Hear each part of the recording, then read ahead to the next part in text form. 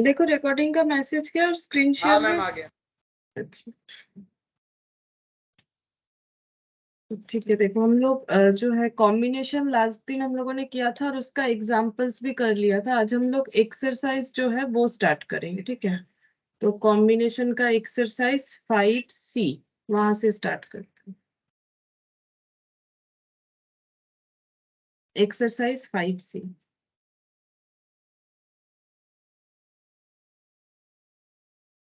Exercise 5C। अच्छा, पहला question है, देखो पहला क्वेश्चन क्या दिया है, द वैल्यू ऑफ, एक सेकंड,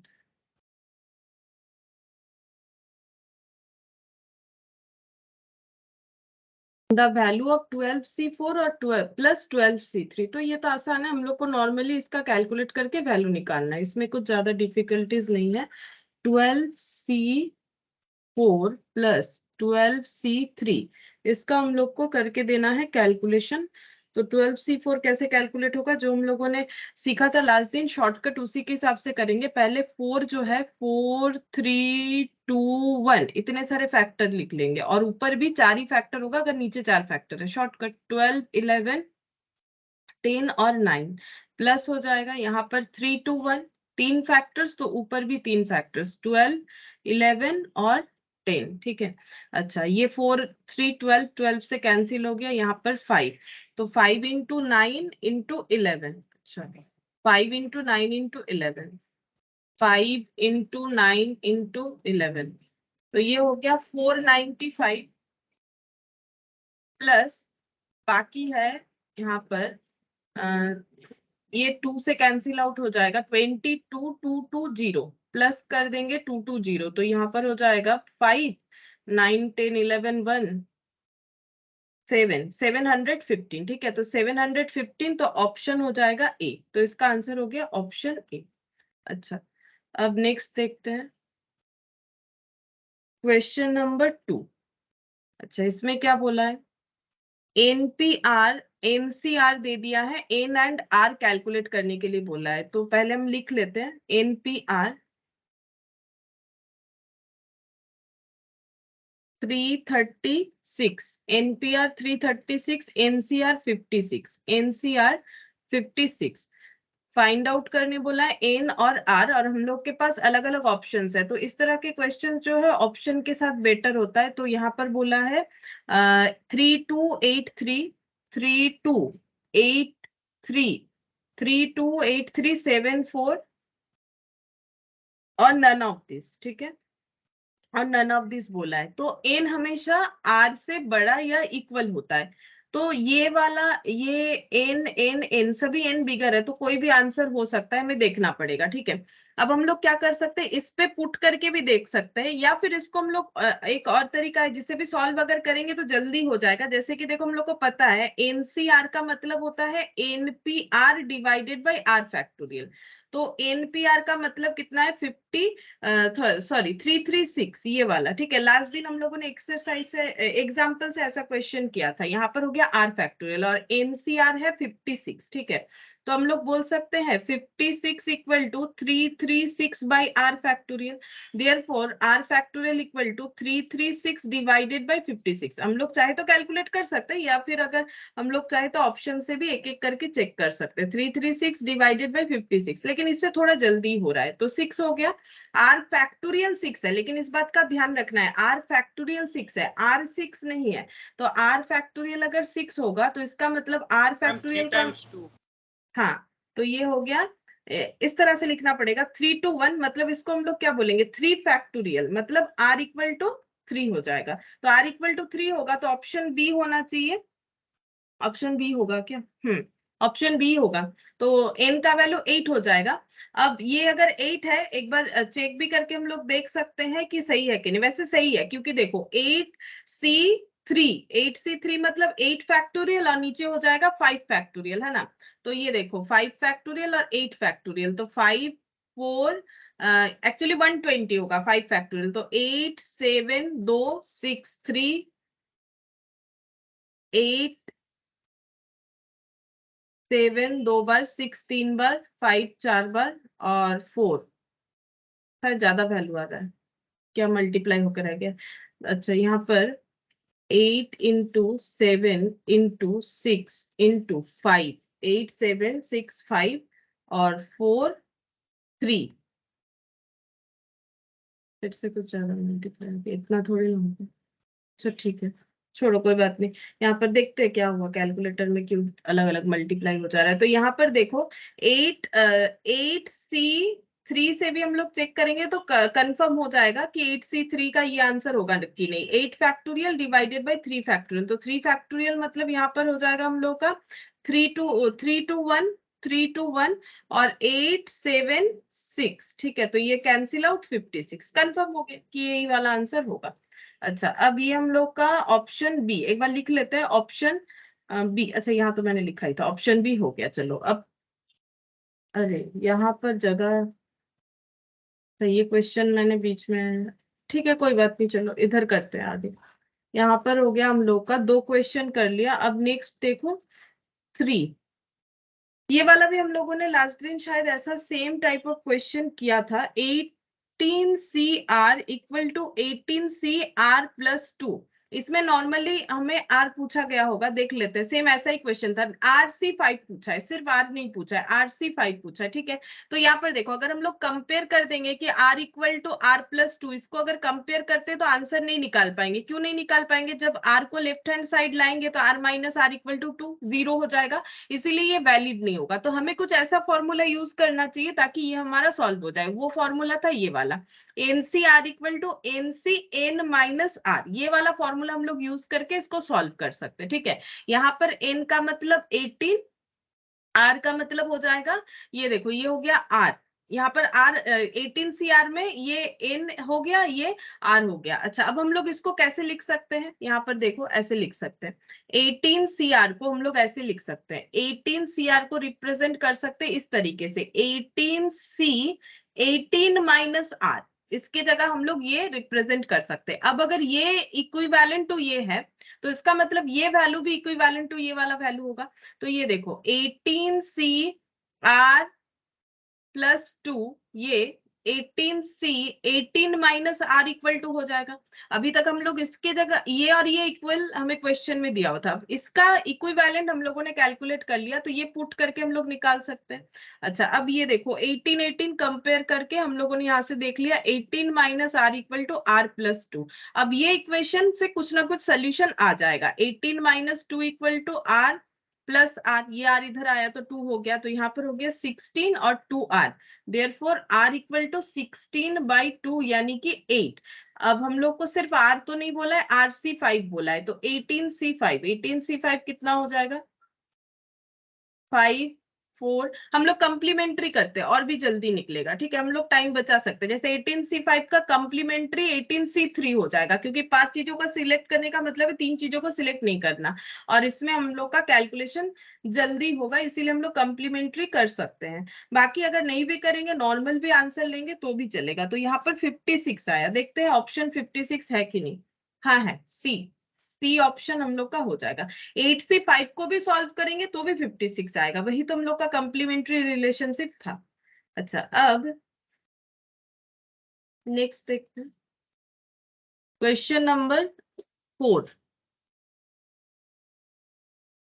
अच्छा क्वेश्चन नंबर 4 जो है, यहाँ पर बोला है NCR minus 1 equal to 56, NCR 28 और NCR plus 1 equal to 8। R हम लोग को कैलकुलेट करने के लिए बोला है, आर कितना होगा, find the value of R. अब देखो यहाँ पर हम लोग ऑप्शन से नहीं कर सकते, क्यों नहीं कर सकते? क्योंकि आर का वैल्यू दिया हुआ है। अगर आर पुट भी करेंगे, कोई भी एक हम लोग इक्वेशन को सॉल्व करके नहीं बता सकते कि हाँ ये 56 सही है कि ये 28 उसी आर के वैल्यू से आ रहा है कि नहीं, क्योंकि हमारे पास एन भी मिसिंग है। तो हमें क्या करना पड़ेगा, इस तरह से कैलकुलेट करना पड़ेगा, मतलब कैलकुलेशन करके करना पड़ेगा, हम लोग सिर्फ ऑप्शन के साथ नहीं चल सकते, ठीक है। ऑप्शन यहाँ पर हम लिख लेते हैं एक बार, लेकिन ऑप्शन के साथ हम लोग आंसर नहीं कर सकते। 865 यहाँ पर बोला है 865, और डी जो है नन ऑफ दिस दिया है, लेकिन इस ऑप्शन से होना मुश्किल है, ठीक है। अब देखो वैसे ये क्वेश्चन जो है एग्जाम पर्पस में अगर देखें तो इसका कोई रेलिवेंसी नहीं है, क्योंकि इस तरीके का क्वेश्चन नॉर्मली एमसीक्यू में नहीं देगा, ठीक है। फिर भी क्योंकि यहाँ दिया हुआ है तो हम एक बार सॉल्व करके दिखा देते कैसे होगा। तो हम लोग क्या करेंगे, डिवाइड करके इसको सॉल्व करने का कोशिश करेंगे। जैसे हम लोग इक्वेशन को प्लस माइनस करते हैं ना, यहाँ पर इक्वेशन को डिवाइड करेंगे। जैसे मान लो एनसीआर डिवाइडेड बाय हम लोग कर लेते हैं एनसीआर -1, ठीक है। और इससे क्या हुआ, यहाँ पर हो गया 28, यहाँ पर 56। अब हम लोग इसको सॉल्व करते हैं, तो एनसीआर का क्या हो जाएगा, एनसीआर का मतलब NPR divided by R factorial, divided by R factorial. और ये हो जाएगा एनसीआर -1 मतलब एनपीआर, यहाँ पर नहीं हो रहा है, यहाँ पर करते हैं NPR divided by R factorial whole divided by NCR NPR -1 divided by R -1 factorial. और 28 और 56 को अगर कैंसिल आउट करेंगे तो ये 2 से हो जाएगा 1/2, ठीक है। अच्छा अब इसको हम लोग सॉल्व करने का कोशिश करते हैं धीरे धीरे। तो देखो यहाँ पर क्या हो जाएगा, एनपीआर तो n factorial n minus are factorial into 1/r factorial whole divided by n factorial divided by n minus r, और ये माइनस माइनस में क्या हो जाएगा, प्लस हो जाएगा। npr मतलब n factorial divided by n minus r factorial, तो माइनस r, r -1 है तो ये माइनस माइनस में प्लस हो जाएगा, divided by 1 divided bye r -1 factorial 1/2, ठीक है। अब हम लोग आगे प्लस क्यों होता समझ नहीं आया। प्लस इसीलिए होगा, ये देखो एनपीआर है ना, ये वाला क्या है एनपीआर -1 है, तो ये एनपीआर वाले फॉर्मूले से मिलता है। तो N factorial divided by N minus are factorial, तो एन फैक्टोरियल और एन माइनस आर, यहाँ पर आर के जगह क्या है, आर के जगह आर -1 है, ठीक है। तो ये हो गया ना। अब अगर ब्रैकेट, हाँ इसीलिए मैंने ये एक स्टेप ए कर दिया है, ऐसे भी करके हम लोग कर सकते हैं। तो n -r+1 हो जाएगा, इसीलिए नेट आंसर ये वाला आ जाएगा। अब हम लोग इसको सॉल्व करेंगे, तो देखो n फैक्टोरियल कैंसिल आउट हो जाएगा, हम उसको रिवर्स कर देते हैं नेक्स्ट पेज में। n फैक्टोरियल यहाँ पर पहला n फैक्टोरियल इंटू 1, तो n factorial n minus r और r फैक्टोरियल लिख लेते हैं, n माइनस r फैक्टोरियल और r फैक्टोरियल इनटू ये रिवर्स हो जाएगा, तो n फैक्टोरियल नीचे आ जाएगा और ये वाला n minus R plus 1 factorial, ये वाला n माइनस आर प्लस 1 और ये r -1 फैक्टोरियल, इसको लिखेंगे r -1 फैक्टोरियल। अच्छा ये और ये कैंसिल आउट हो गया, बच रहा है 1/2। अच्छा अब ये देखो ये n माइनस आर है, ये r है, यहाँ पर r -1 है, यहाँ पर n माइनस आर प्लस 1 है। मतलब अगर एक बार n माइनस आर को a के तरह एजम्पशन करते a फैक्टोरियल, ये a+1 हो गया, मतलब ये बिगर वैल्यू है, इसको हम लोग स्प्लिट करेंगे और ये दोनों में ये बिगर वैल्यू है, क्योंकि ये r है ये r -1 है। तो r का वैल्यू कुछ भी हो क्यों ना, अगर -1 होगा तो वो कम हो जाएगा, और हम लोग को पता है स्प्लिट उससे करना चाहिए जो बिगर डेटा होता है। तो अब ये नीचे 2 डेटा, यहाँ ऊपर 2 डेटा, इसमें जो बिगर डेटा है उसको हम लोग स्प्लिट करेंगे। जैसे यहाँ बिगर डेटा है, यहाँ जो है स्मॉलर डेटा है, ठीक है। तो n माइनस आर प्लस 1, तो फैक्टोरियल कैसे होता है, जैसे कि n फैक्टोरियल का मतलब n इंटू n -1, वही सिस्टम से हम लोग करेंगे। यहाँ पर हम लोग n के जगह क्या है, हमारे पास n माइनस आर प्लस 1 है, यहाँ पर n के जगह n माइनस आर प्लस 1 है। तो अब नेक्स्ट हो जाएगा n माइनस आर प्लस 1 -1। अब यहाँ तक ही लिखने से काम बन जाएगा, क्यों देखो, क्योंकि n माइनस आर फैक्टोरियल तक हमें चाहिए कैंसिल आउट करने के लिए। तो जैसे ही पहला फैक्टर हम लोगों ने लिखा तो हमारा कैंसिलेशन जो है ये इसके साथ मैच हो जाता है, ठीक है। तो इसको यहाँ तक ही लिखेंगे, आगे नहीं लिखेंगे, तो इसीलिए यहाँ पर फैक्टोरियल लिख दिया मैंने। फिर ये है r -1, ये r है, तो ये ऐसे ही रखेंगे r -1 फैक्टोरियल, क्योंकि ये स्मॉलर डेटा है और ये वाला बिगर डेटा है, और नीचे ये जैसा है वैसा रख देंगे r फैक्टोरियल, r के बाद r -1, तो r इंटू r -1 फैक्टोरियल, ठीक है। तो ये हम लोग का हो गया। अब जो भी कैंसिल आउट होगा उसे धीरे धीरे हम लोग कैंसिल कर देंगे, तो देखते हैं कितना आता है। 1 1 कैंसिल आउट, या n माइनस आर फैक्टोरियल हो गया, तो इसके साथ ये कैंसिल आउट हो गया, r माइनस 1 के साथ r माइनस 1 कैंसिल आउट हो गया, यहाँ बचा है n minus R plus 1, n minus R plus 1 divided by r, बस इतना ही बचा 1/2। अब क्रॉस मल्टीप्लीकेशन कर ले यहाँ पर, तो ये हो जाएगा 2n minus 2r plus 2 equal to r। अब इसको सॉल्व कर सकते हैं, 2n plus 2 equal to 3r, ठीक है। तो ये एक इक्वेशन बन गया। इसी तरह से आगे दो डेटा लेके हम लोग ऐसा एक इक्वेशन बनाएंगे, फिर दोनों इक्वेशन को सॉल्व करेंगे ना, तो n और r मिल जाएगा, ठीक है। लेकिन दिख रहा है हम लोग को कि इतना बड़ा सोल्यूशन है, 2 पेज का सोल्यूशन हो जाएगा, तो नॉर्मली ऐसा क्वेश्चन एमसीक्यू में नहीं आएगा, ठीक है, इतना कंफर्म है। लेकिन एक बार कर लेते हैं। तो ये दो को हम लोगों ने डिवाइड किया। अब हम लोग ये या फिर इसके साथ या फिर ये और ये कर सकते हैं, कोई भी दो को हम लोग डिवाइड करके करेंगे तो आंसर आ जाएगा। तो एनसीआर ही ले लेते हैं और यहाँ से एनसीआर प्लस 1, तो ऐसे लिखते हैं, कैसे भी लिख सकते हैं, इसका कोई हार्ड एंड फास्ट रूल नहीं है। तो NCR divided by NCR plus 1, तो एनसीआर था हम लोग का 28 और एनसीआर प्लस 1 था शायद 8। हाँ, अब इसको भी हम लोग सेम तरीके से धीरे धीरे सॉल्व करेंगे, ठीक है।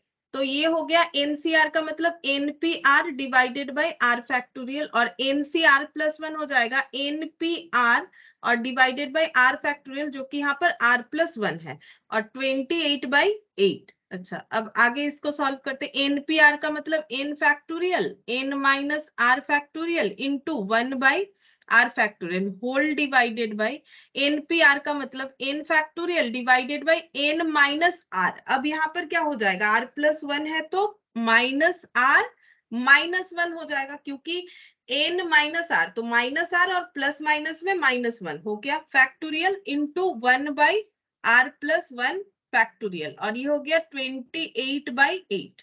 अच्छा, अब हम लोग इसको कैंसिल आउट करेंगे, तो यहाँ पर हो जाएगा N factorial N minus are factorial into R factorial. अब रिवर्स कर देते हैं, N minus are minus 1 factorial R plus 1 factorial divided by N factorial equal to 28/8। N N cancel out, ठीक है, एन एन कैंसिल आउट हो गया। अब आगे चेक करते, देखो अब आगे कैसे सॉल्व होगा, सेम तरीके से करेंगे। क्या बचा हुआ है, एन माइनस आर माइनस 1 और यहाँ पर r plus 1 factorial, N minus are factorial और आर फैक्टोरियल। फिर यहाँ से हम लोग चूज करेंगे कि कौन सा हमारा बिगर डेटा है, उससे हम लोग स्प्लिट करेंगे।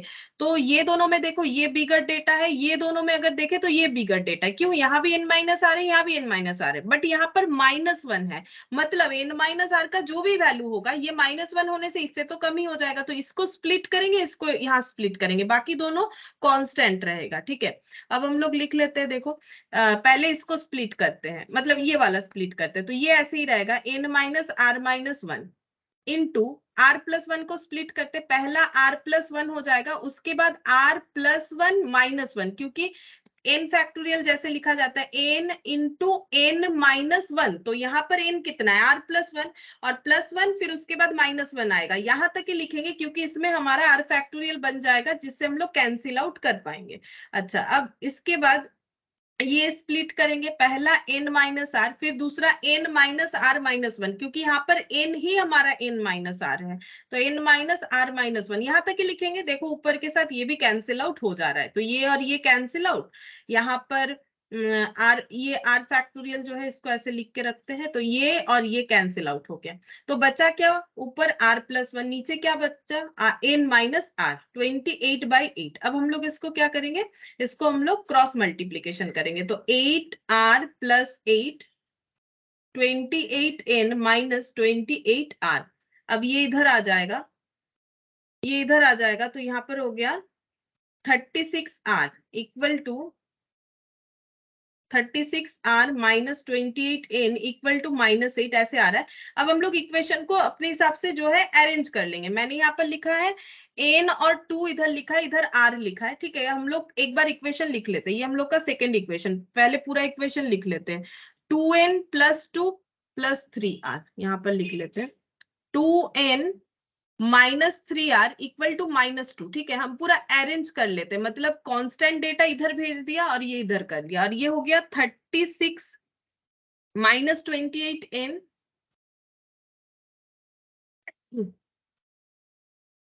Plus 36r -8। अब ये दोनों को अगर सॉल्व करेंगे तो हमें मिल जाएगा n और r का आंसर, ठीक है। अच्छा, अब इसको हम लोग एक काम करते हैं, 14 से मल्टीप्लाई करते हैं पहले वाले इक्वेशन को। क्यों? ताकि ये 28 से कैंसिल आउट हो जाए और ऐड कर देंगे सेकेंड इक्वेशन के साथ। पहले इक्वेशन में 14 मल्टीप्लाई करेंगे, सेकेंड इक्वेशन में 1, और दोनों इक्वेशन को ऐड करेंगे तो 14 मल्टीप्लाई दोनों साइड होगा क्योंकि दोनों इक्वल होता है। तो 14 into 2 28n minus 14 into 3 42r equal to -28। अब ये जो है इसमें 1 मल्टीप्लाई करेंगे तो एज इट इज रहेगा। यहाँ पर हो गया -28n plus 36r equal to -8। Cancel out. यहाँ पर कितना हो रहा है, 36 और 42।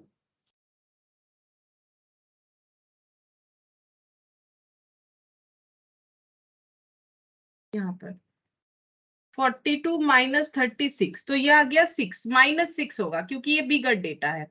और ये हो गया -36 तो r इक्वल टू -36 बाई -6 हो गया, ठीक है। अब r कैलकुलेट हो गया तो n में निकल जाएगा, कोई भी एक इक्वेशन में पुट कर दो। 2n minus 3 into 6 equal to -2, 2n equal to -2 और ये हो जाएगा +18।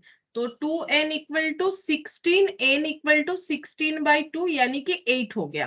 तो 8 और 6 ये आंसर आ रहा है। n का वैल्यू 8, r का वैल्यू 6। n का वैल्यू 8, आर का वैल्यू 6। हम लोग को आर पूछा था, मतलब ऑप्शन बी हम लोग का आंसर होगा। लेकिन देखो 2 पेज का सोल्यूशन हो जाएगा। एमसीक्यू में 1 मार्क के लिए ऐसा क्वेश्चन जो है कोई मायने नहीं रखता है। फिर भी एक बार हम लोगों ने देख लिया करके कि अगर आ जाए, कभी कभी अगर आ जाए, क्योंकि ऐसे फिक्स तो कुछ नहीं हो सकता है, लेकिन आने का चांसेस 0 है बोल सकते हैं। तो यहाँ पर इस तरह से सॉल्व होगा। लेकिन 1 नंबर के लिए इतना मेहनत तभी करना चाहिए अगर हमारे पास टाइम बचा हुआ है लास्ट में, ठीक है।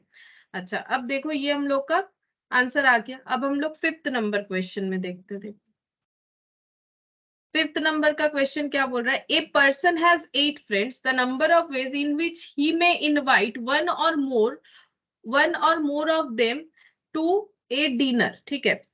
अगर एक पर्सन के 8 दोस्त है, वो उनको किस तरह से एक या उससे ज्यादा दोस्तों को इनवाइट कर सकते हैं अपने डिनर में। तो इससे हम लोग 2 तरीके से इसको सॉल्व कर सकते हैं। एक तो ऐसे कि वो 8 में से 1 जन को बुला ले, 8 में से 2 जन को, 8 में से 3 जन को, 8 में से 4 जन को, 8 में से 5, 6, 7 और 8। 0 यहाँ पर नहीं होगा क्योंकि एक या एक से ज्यादा दोस्तों को बुलाना है। या फिर आसान तरीका जो है, हम लोगों ने लास्ट दिन एक फॉर्मूला देखा था 2 टू द पावर n-1 वाला फॉर्मूला। ये तब अप्लाई होता है जब हमें one or more than one चीजों का सिलेक्शन करना पड़ता है। तो 2 टू द पावर 8-1 हो जाएगा।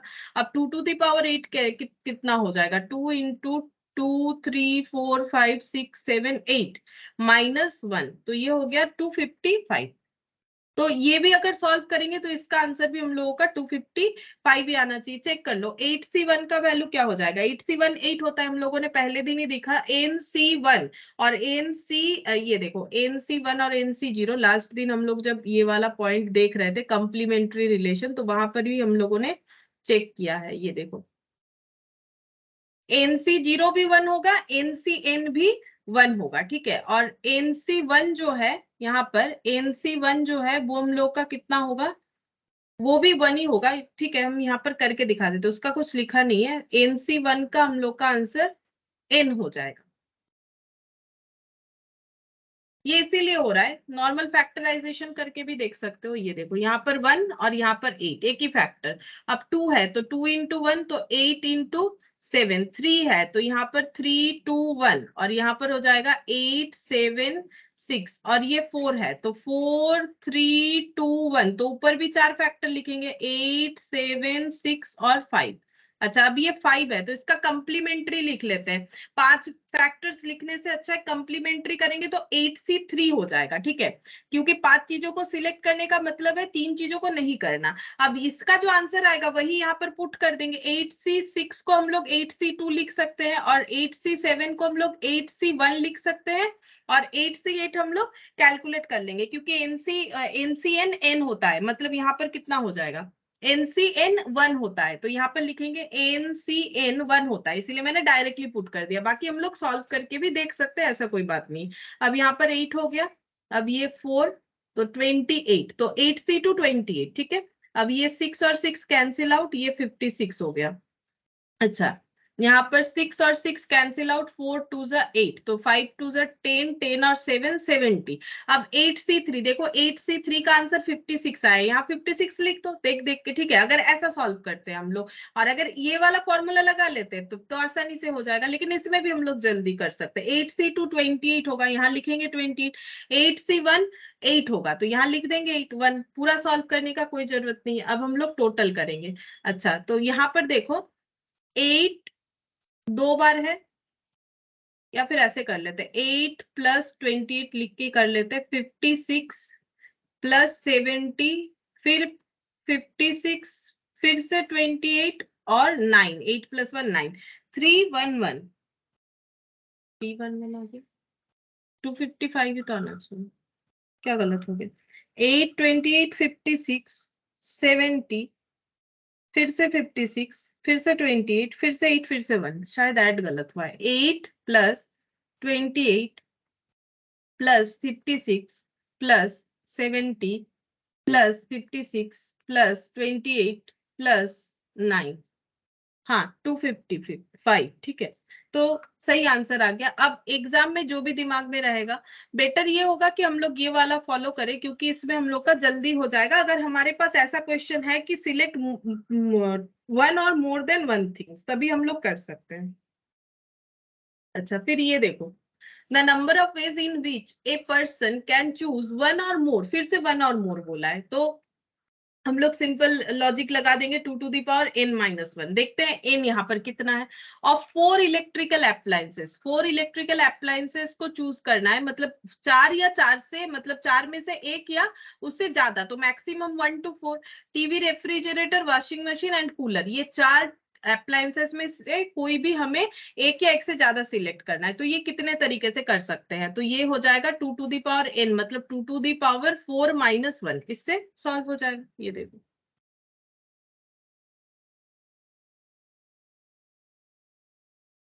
2 to the power 4 - 1, तो ये हो गया 16 - 1 = 15। और अगर हम लोग पूरा सॉल्व करते हैं उस केस में 4C1 एक चीजों को सिलेक्ट कर सकते हैं, 4C2 दो अप्लायंसेस ले सकते हैं, 3 ले सकते हैं, और ज्यादा से ज्यादा 4 ले सकते हैं। हमें 0 लेने का कोई यहाँ पर कंसेप्ट नहीं दिया है, तो 4C1 तो 4 हो जाएगा फैक्टर के हिसाब से, 4C2 ये 2 × 1, यहाँ पर 4 × 3, और 4C3 का मतलब 4C1 होगा। कंप्लीमेंट्री कर दो, 3 चीजों को सिलेक्ट करने का मतलब एक चीजों को सिलेक्ट नहीं करना।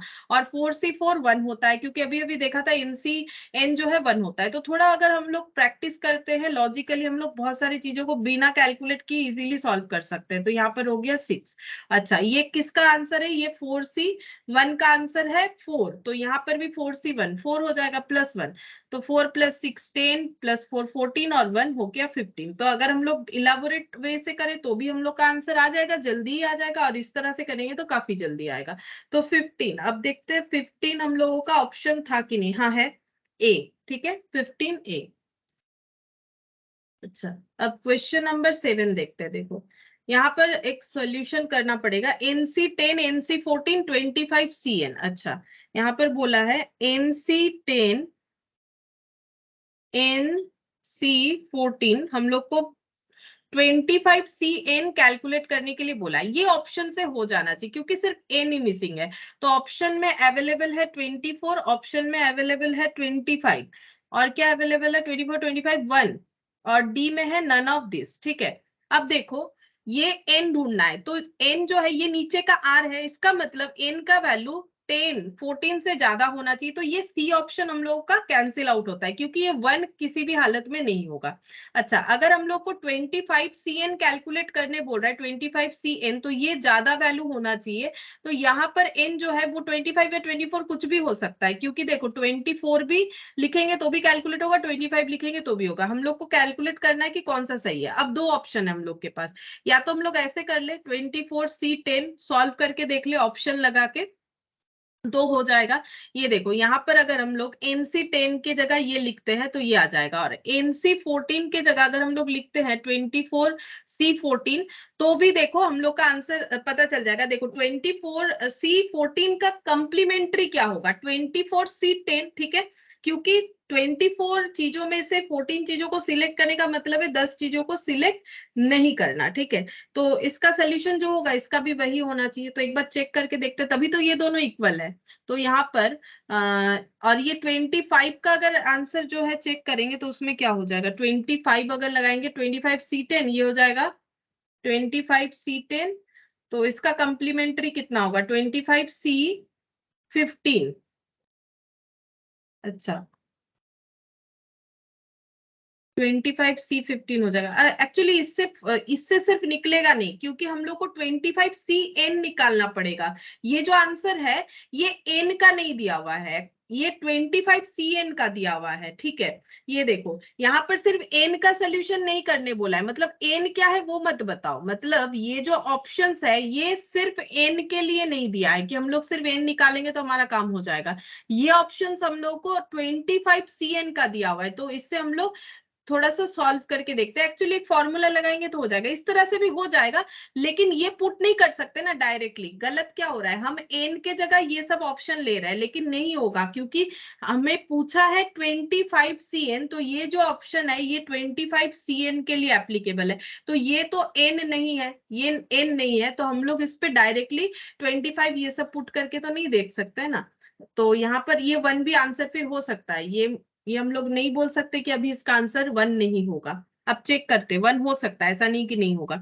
अब देखो हम लोग फॉर्मूला लगा के देखते हैं कैसे होगा। हम लोग के पास एक फॉर्मूला है NCR equal to NC n-r, ये थोड़ी देर पहले हम लोगों ने इस फॉर्मूले से क्वेश्चन किया था।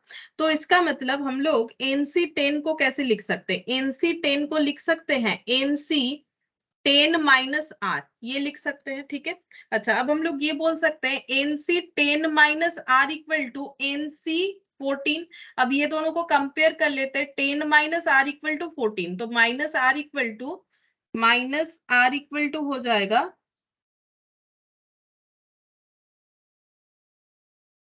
ये तो r है, मैंने NCR equal to NCn-r, NCR equal to NCn-r होगा ना, 10 लिख दिया मैंने, n-r होगा, ये हो जाएगा n-r। अच्छा, NCR, R कितना है 10 है, यहाँ पर 10 लिखना चाहिए, ठीक है। इंटरप्रिटेशन गलत हो जा रहा है।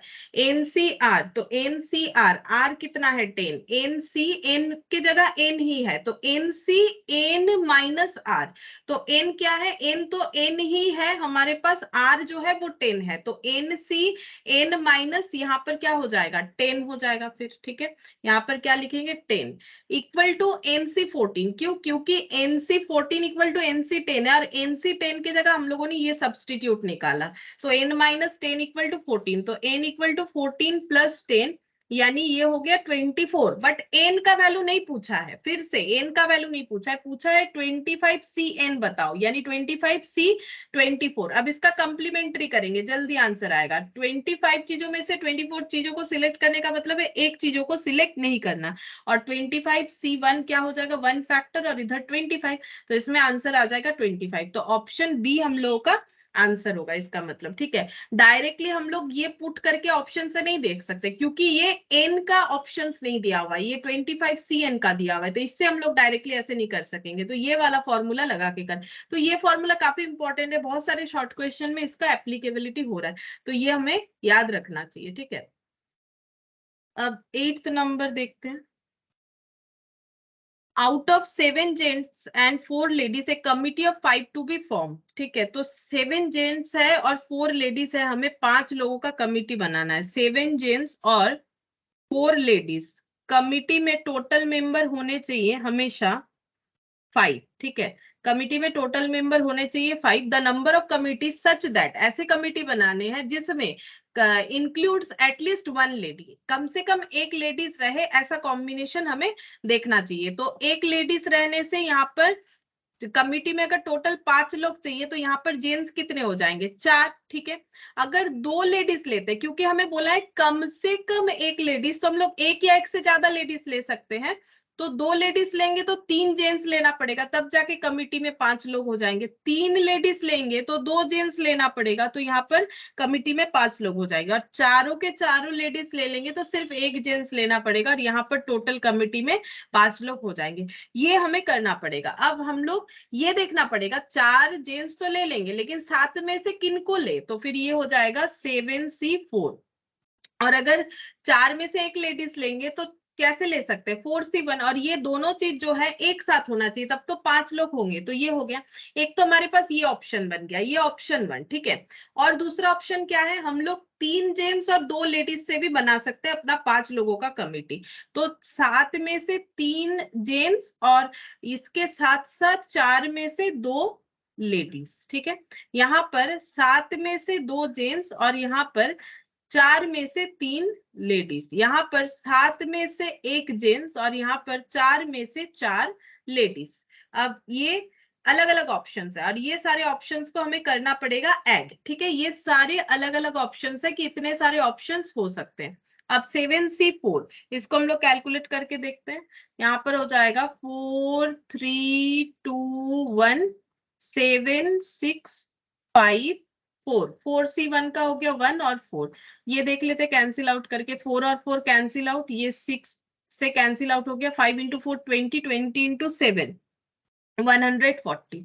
अच्छा 7C3, तो 7C3 देखो, 7C4 का कंप्लीमेंट्री 7C3 होता है, तो इसमें जो आंसर होगा ना यहाँ पर भी उतना ही होगा। तो देखो मैंने यहाँ पर क्या किया, मैंने यहाँ पर जो सॉल्व किया है ना उसमें मैंने इसका इंपैक्ट डाला नहीं, क्योंकि मैंने सारा कैंसिल आउट एक ही जगह से किया और उसमें मेरा आंसर आया कितना, यहाँ पर चेक, मतलब ये शॉर्टकट बता रहे हैं कि ऐसे करके हम लोग कर सकते हैं। ये देखो यहाँ पर हम लोग का 5 इंटू 7 कितना आया, 30 आया। ठीक है, तो ये 7C3 का ही आंसर आ रहा है 30। अब 4C2 निकाल सकते हैं, इस तरीके से कर सकते हैं, या फिर सॉल्व कर लो, देखो 30 आएगा। ये देखो 3 2 1 7 6 और 5, तो देखो 30 आएगा। 30 नहीं, 7 इंटू 5 35 आ रहा है। अच्छा यहाँ भी तो 35 आ रहा है, मैंने गलत मल्टीप्लीकेशन बताया। ये देखो 2 इंटू 1 4 इंटू 3, मतलब ये 7 इंटू 5 30 बता दिया, 7 इंटू 5 35 होता है, यहाँ भी वही आ रहा है। तो ये हो गया हम लोग का, यहाँ पर 7 है 5 है 35, और यहाँ पर 2 से कैंसिल आउट करते हैं 6, तो 35 इंटू 6, बेटर है कि कैलकुलेटर में कर सकते हैं और भी जल्दी जल्दी हो जाएगा। अच्छा 7C2, तो 2 फैक्टर्स 2 इंटू 1, ये कैलकुलेटर में ही कर सकते हैं हम लोग, 7 इंटू 6। 4C3 3 फैक्टर 3 2 1 और यहाँ 4 3 2, तो 3 2 3 2 कैंसिल, यहाँ से 2 से 6 कैंसिल आउट हो गया। 21 इंटू 4, तो ये हो गया 4 और 2 8। ठीक है 84। अच्छा 7C1 मतलब 7/1 इंटू 4C4 मतलब 1 हो जाएगा, तो यहाँ पर हो गया 7।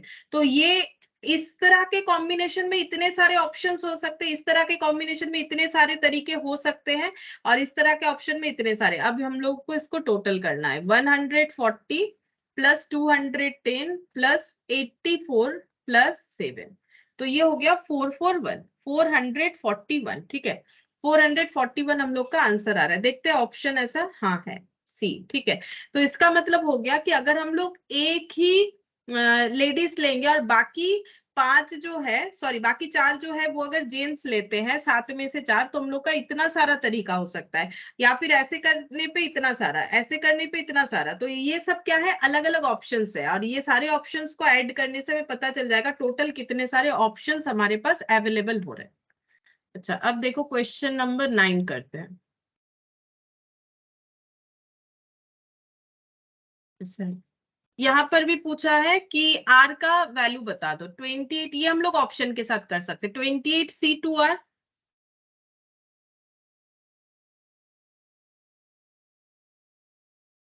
28C2R is to 24C2R minus 4.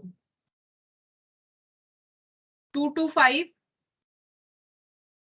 is to 11. ऐसा ही सेम क्वेश्चन हम लोग का एग्जाम्पल में भी था, जो कि हम लोगों ने लास्ट दिन किया था। यहाँ पर दिखा देते हैं।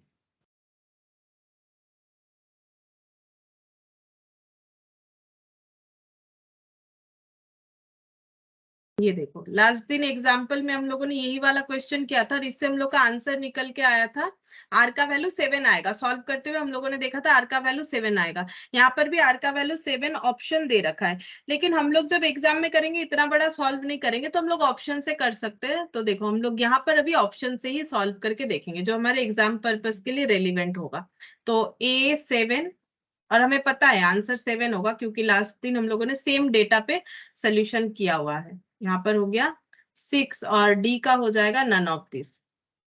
अब हम लोग ये पहला वाला से ही चेक करते, तो पहले वाले से चेक करो। 28C14, ठीक है। तो 28C14 कितना हो जाएगा? 28, यहाँ पर हम लोग इसको कैलकुलेटर यूज करेंगे। देखो 28 माइनस 14 करके देखते कंप्लीमेंट्री कितना आता है। 14 ही आएगा, तो ठीक है कोई बात नहीं। यहाँ पर हम लोग 14 फैक्टर्स जो है वो लिख सकते हैं। इससे बेटर होगा हम लोग ऐसे डिवाइड कर लेते हैं, ठीक है। फिर 24C और यहाँ पर हो गया 7 इंटू 2, 14 माइनस 4 यानी 10 हो गया, ठीक है। अच्छा, अब ये 28C14 ही लग रहा है, इसका कंप्लीमेंट्री नहीं कर रहा है, लेकिन इसका कंप्लीमेंट्री अगर करेंगे तो ये हो जाएगा 24C14। क्यों? क्योंकि 24 में से 10 चीजों का सिलेक्ट करने का मतलब है 14 चीजों का सिलेक्शन नहीं होना। अब हम लोग इसको कैलकुलेट करते हैं, तो यहाँ पर 28PR हो जाएगा डिवाइडेड बाई R फैक्टोरियल, और ये यहाँ पर होल डिवाइडेड बाई 24PR मतलब 14 डिवाइडेड बाय 14 फैक्टोरियल। अच्छा, अब 14 फैक्टोरियल कैंसिल, 28 फैक्टोरियल और 28 माइनस 14 कितना हो जाएगा? ये हो गया अगेन 14 फैक्टोरियल। अब ये क्रॉस मल्टीप्लीकेशन ये ऊपर कर देते हैं, क्रॉस मल्टीप्लीकेशन बोल रहे हैं, इसको रिवर्स कर देते हैं। नीचे 24 फैक्टोरियल और ये हो जाएगा 10 फैक्टोरियल, ठीक है। अच्छा, अब हम लोग इसको इजीली सॉल्व कर सकते हैं। यहाँ पर लिखेंगे 28, 27, 26, 25 और 24 फैक्टोरियल के साथ ये हो गया मेरा कैंसिल आउट, ठीक है। और ये 14 है, यहाँ 10 है, तो 14, 13, 12, 11 और 10 फैक्टोरियल के साथ कैंसिल आउट। यहाँ लिख देते, जगह नहीं है, तो 10 फैक्टोरियल के साथ कैंसिल आउट हो गया। अब हम लोग को इसको सॉल्व करके देखना है, तो हम लोग ऐसे करके सॉल्व कर लेंगे। कितना आ रहा है, मतलब एक्चुअली सॉल्व क्या करें, हमारा कितना आना चाहिए? 2 to 5 is to 11, मतलब ये 11 रहेगा और बाकी सब जो है कैंसिल आउट हो जाएगा, हो भी जा रहा है। 14 2 28, यहाँ पर हो जाएगा 13 2 26 और यहाँ पर 12 है। अच्छा, ये 12 है, ये 11 है, 2 और 2 4 और 3, ये 3 हो गया। अच्छा, यहाँ पर 9 हो जाएगा, तो 9 इंटू 25, 25 इंटू 9, 225, ठीक है। और नीचे बचा 11। चेक कर लिया हम लोगों ने, सही हुआ कि नहीं? वो तो लास्ट दिन मैंने सॉल्व किया था, लेकिन अगर एग्जाम में आए तो बिना सोल्यूशन किए कैसे करके इजीली कर सकते हैं। तो सबसे पहले हम लोग यहाँ पर पहला डेटा से ही चेक करेंगे, पुट करके देख लिया, तो यहाँ पर इस तरह से सॉल्व करके देख सकते हैं, तो जल्दी होगा, ठीक है। सोल्यूशन करने के टाइम हमें कंप्लीमेंट्री जितना सारा चीज हम लोग यूज कर सकते करेंगे, ताकि जल्दी सोल्यूशन हो। क्योंकि क्या अभी हम लोग इसका पूरा लिखने बैठे 28 से लेके 14 तक इतने सारे फैक्टर्स, तो काफी टाइम लगेगा।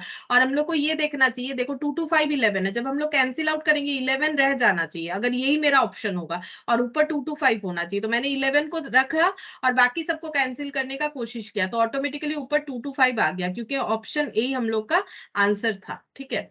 तो ये हम लोग का हो गया। फिर 10th नंबर देखते हैं। यहाँ पर देखो क्या बोला है, the number of diagonal in A decagon, ठीक है। एक डेकागन में कितने सारे डायगोनल हो सकते हैं?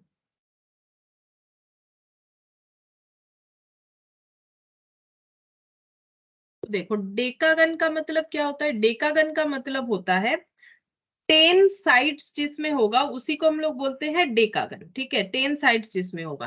जैसे पॉलीगन का मतलब क्या होता है? एक्चुअली पॉलीगन अलग अलग तरीके का होता है। जैसे ट्राइंगल, ट्राइंगल मतलब 3 शेप जिसमें रहता है वो ट्राइंगल होता है। डेकागन मतलब जिसमें 10 शेप मतलब 10 साइड्स होता है, उसे हम लोग बोलते हैं डेकागन, ठीक है। तो इस तरह से डेकागन जो है, डेकागन का हम लोग को क्या बोला है कि कितने सारे the number of diagonals in A decagon. अच्छा, अब डायगोनल समझते हैं। देखो, अगर हम लोग ये एक रेक्टेंगल बनाते हैं, ठीक है, ये इसका साइड कितना है, 4 साइड्स है, ठीक है, रेक्टेंगल का 4 साइड्स है। अब इसमें डायगोनल का मतलब अगर हम लोग ऐसे करके एक शेप ये बनाते हैं, मतलब ये पॉइंट और ये पॉइंट ऐड करते हैं और ये पॉइंट और ये पॉइंट ऐड करते हैं, तो ये बन गया डायगोनल, ठीक है। जैसे इसका नाम दे देते हैं ए बी सी डी, ठीक है। तो ए और सी एक डायगोनल हो गया और बी और डी एक डायगोनल हो गया, इसको हम लोग बोलते हैं डायगोनल। अच्छा, अब हम लोग को ये क्या है, ये है हम लोग का रेक्टेंगल, ये है हम लोग का रेक्टेंगल, ठीक है। इस तरह से अगर ट्राइंगल का देखो, जैसे मान लो ये नाम दे दिया, इसमें कोई डायगोनल नहीं होगा, क्योंकि डायगोनल के लिए क्या होना चाहिए, साइड बाय साइड जो पॉइंट है वो ऐड होना चाहिए, बट यहाँ पर ऐसा कोई पॉइंट ऐड नहीं होगा, मतलब एक साइड के साथ दूसरे साइड, तो यहाँ पर डायगोनल जो है वो क्या हो जाएगा, 0, ठीक है, डायगोनल 0 हो जाएगा। अच्छा, अब अगर हम लोग का यहाँ पर एन इक्वल टू कितना था, 3 था, तो 3 साइड वाला जो शेप है उसमें कोई भी डायगोनल नहीं होगा।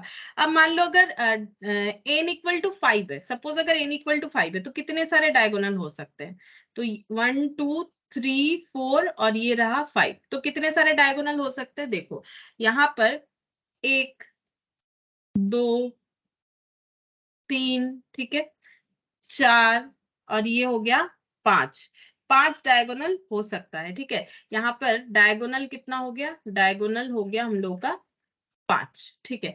अब हम लोग को बोला है डेकागन, डेकागन मतलब जिसमें एन इक्वल टू कितना हो जाएगा, 10, 10 साइड्स होना चाहिए, तो 10 साइड्स कैसे देखने में होगा, 1 2 3 4,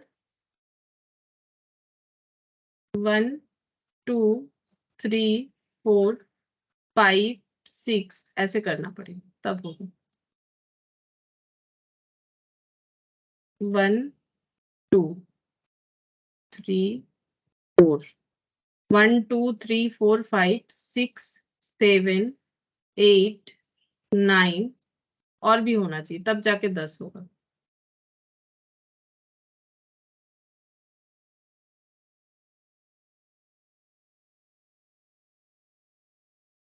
थोड़ा सा ड्रॉ करना मुश्किल हो जा रहा है।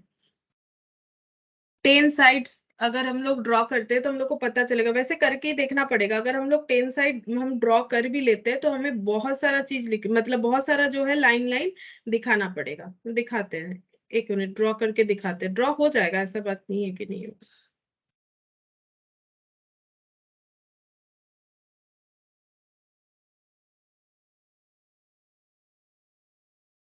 कोशिश करते हैं, 1 2 3 4 5 6 7 8 9 10, ऐसे करके। तो थोड़ा जोड़ पाना तो मुश्किल ही लग रहा है मुझे, 1 2, ठीक है, ऐसे करके 3, बहुत सारा होगा। तो इतने सारे तो हम लोगों के लिए ड्रॉ करके दिखाना पॉसिबल नहीं है, तो अलग अलग पॉइंट पे जुड़ेंगे, तो ऐसे करके बहुत सारा जो है हम लोग का डायगोनल बन सकता है। अब हम लोग इसको फॉर्मूले में कैसे ट्रांसफर करें, देखो फॉर्मूला में कैसे हो जाएगा, ये हमारा पूरा नहीं बना, क्योंकि इतना सारा पॉइंट जो है याद कर करके ऐड करना कोई नॉर्मल बात नहीं है। तो ये जो हम लोग का डायगोनल होगा, इसके लिए फॉर्मूला देखो ऐसा होता है, फॉर्मूला होता है NC2 माइनस एन होता है, ठीक है। अब एक फॉर्मूले में हम लोग इसको ट्राई करके देखते हैं, देखो ये सब पॉइंट को एक बार चेक करके देखते हैं। जैसे अगर रेक्टेंगल हुआ तो यहाँ पर एन का वैल्यू कितना हो जाएगा, 4C2 माइनस क्या हो जाएगा, 4। अब देखो ये क्यों होता है वो भी हम बता रहे, 4C2 का मतलब 4 में से 2 चीजों को सिलेक्ट करना है। एक्चुअली 4 पॉइंट में से हम लोग 2 पॉइंट सिलेक्ट करेंगे, तब हम लोग का एक एक डायगोनल बनेगा। तो इसमें ऐसे हो गया, तो 6 माइनस 4 यहाँ पर हो जाएगा 2।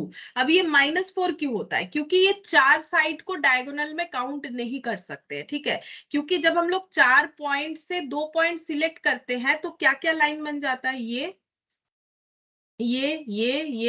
और ये, इसीलिए। लेकिन हम लोग को डायगोनल चाहिए, तो हम लोग ये साइड के जो 4 जगह है वो हम लोग नहीं ले सकते, इसीलिए हम लोग को -4 करना पड़ेगा। सेम चीज देखो, ये जो 0 आया इसके लिए एप्लीकेबल होगा। फॉर्मूला क्या है, NC2, तो 3C2, 2 इसीलिए हो रहा है, डायगोनल के लिए 2 ही पॉइंट सिलेक्ट करना है, -3 हो जाएगा। अब यहाँ पर हो गया 2 × 1 और यहाँ पर हो गया 3 × 2, -3, तो ये 0 हो जाएगा, मतलब एक भी डायगोनल नहीं बनेगा, क्योंकि डायगोनल बनने का जगह नहीं है और 3 साइड हम लोग ले नहीं सकते, तो वो माइनस हो गया।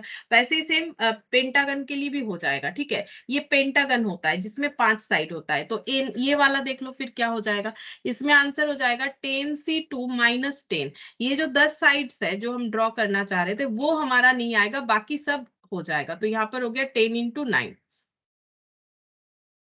45 -10, तो ये हो गया 15, ठीक है।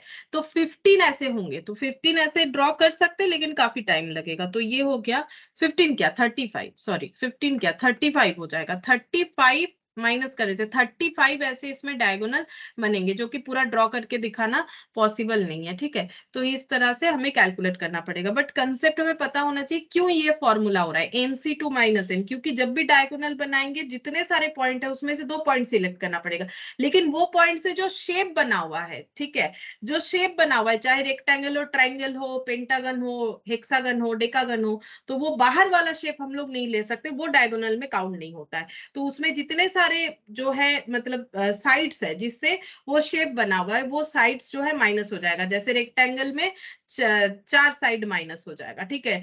डायगोनल सॉरी ट्रायंगल में 3 शेप माइनस हो जाएगा, 3 साइड। और ये जो पेंटागन है, ये पेंटागन है, इसमें कितने सारे शेप जो है ये माइनस हो जाएंगे, इसमें से 5। अब इसका देखो चेक करके, इसका भी आंसर कैसे आता है, 5C2 - 5, तो 5C2 का मतलब 2 × 1, 5 × 4 -5, तो ये हो गया 10 - 5 यानी कि 5। तो ये तो आंसर, ये तो मतलब ड्रॉ करके दिख ही रहा था। अच्छा, इसके बाद यहाँ पर बोला है there are 12 points in a plane of which 5 are collinear. बोल रहा है कि 12 पॉइंट्स है एक प्लेन में, 1 2 मतलब एक सरफेस, प्लेन सरफेस में 1 2 3 4 5 6 7 8 9 10 11 12, ठीक है। 12 points in a plane of which 5 are collinear, 5 ही कोलिनियर है। कोलिनियर का मतलब होता है एक ही एक ही एक साथ रहना, ठीक है, मतलब एक ही लाइन में अगर रहता है तो उसे बोला जाता है कोलिनियर। जैसे मैंने ये सारे कोलिनियर बना दिए, जैसे ये इसको थोड़ा सा अलग तरीके से हमें करना चाहिए था, तो मैंने पहले पढ़ा नहीं है तो इसीलिए मैंने इस तरह से कर दिया। कोलिनियर का मतलब होता है पॉइंट्स लोकेटेड, देखो कोलिनियर का मतलब क्या होता है वो पहले बता देते हैं। कोलिनियर का मतलब होता है points on same line, same line में जो पॉइंट होगा उसे हम लोग बोलते हैं कोलिनियर। जैसे मैंने अभी ड्रॉ किया था ना, तो मैंने सेम लाइन पे ही दिखाया था। तो यहाँ पर बोल रहा है कि 5 कोलिनियर है, मतलब 1 2 3 4 5, तो 12 में से 5 कोलिनियर है, बाकी कोलिनियर नहीं है, ठीक है। तो बाकी कौन कितने पॉइंट हो जाएंगे, 7, तो 7 कोलिनियर नहीं है, ऐसे करके कर देते हैं। 1 2 3 4 5 6 और ये 7, ये कोलिनियर नहीं है। अब हम लोग को क्वेश्चन में क्या बोला है, क्वेश्चन में बोला है द नंबर ऑफ ट्राइंगल, कितने सारे ट्राइंगल बन सकते हैं। तो ट्राइंगल बनाने के लिए कितने पॉइंट चाहिए, पहले वो देखेंगे। Points to be needed for triangle, तो ट्राइंगल के लिए हमें पता है कि 3 पॉइंट चाहिए, ठीक है, 3 पॉइंट्स हमें चाहिए जो कि ट्राइंगल बनाए। लेकिन जो हम लोग के कोलिनियर पॉइंट्स है वो कभी भी ट्राइंगल नहीं बना सकते, क्योंकि ट्राइंगल बनाने के लिए हमारा पॉइंट्स कैसे होना चाहिए, ऐसे, ठीक है। अब इससे जैसे भी शेप का ट्राइंगल क्यों ना बने, ऐसे होना चाहिए, या फिर ऐसे भी चलेगा, ठीक है। मतलब अगर सेम लाइन में कोई भी पॉइंट है, 5 हो या 5 से ज्यादा हो, कम हो, जो भी हो, वो कभी भी ट्राइंगल नहीं बना सकता। ये 5 में से अगर हम लोग 3 लाइन सिलेक्ट कर लेते हैं जो कि कोलिनियर है, इससे स्ट्रेट लाइन बनेगा, लेकिन ट्राइंगल कभी नहीं बनेगा, ठीक है। ट्राइंगल बनने के लिए कोलिनियर नहीं, नॉन कोलिनियर लाइन्स ही हमें चाहिए, ठीक है। तो ट्रायंगल बनाने के लिए 3 पॉइंट चाहिए और ऐसे पॉइंट चाहिए जो हमारा कोलिनियर ना हो। तो इसका हम लोग आंसर कैसे निकालेंगे, पहले हम लोग देखते हैं। पहले एक पॉइंट दिमाग में बैठा लेते हैं, कोलिनियर पॉइंट्स जो है, we can't make triangle by collinear points. Collinear point से कभी भी ट्रायंगल नहीं बन सकता है, ठीक है, नॉन कोलिनियर से ही बन सकता है। मतलब ये 5 पॉइंट तो हमें ट्रायंगल बनाने के काम नहीं आएंगे। लेकिन हम लोग इसको कैसे सॉल्व करेंगे? हम लोग ऐसे सॉल्व करेंगे, अगर कोई कंडीशन नहीं होता तो हम लोग का आंसर क्या होता? देखो, अगर ऐसा नहीं बताता कि ये पॉइंट जो है वो कोलिनियर है, तब हम लोग सारे पॉइंट से ही ट्रायंगल बना सकते हैं। तो यहाँ पर लिखते हैं विदाउट एनी कंडीशन,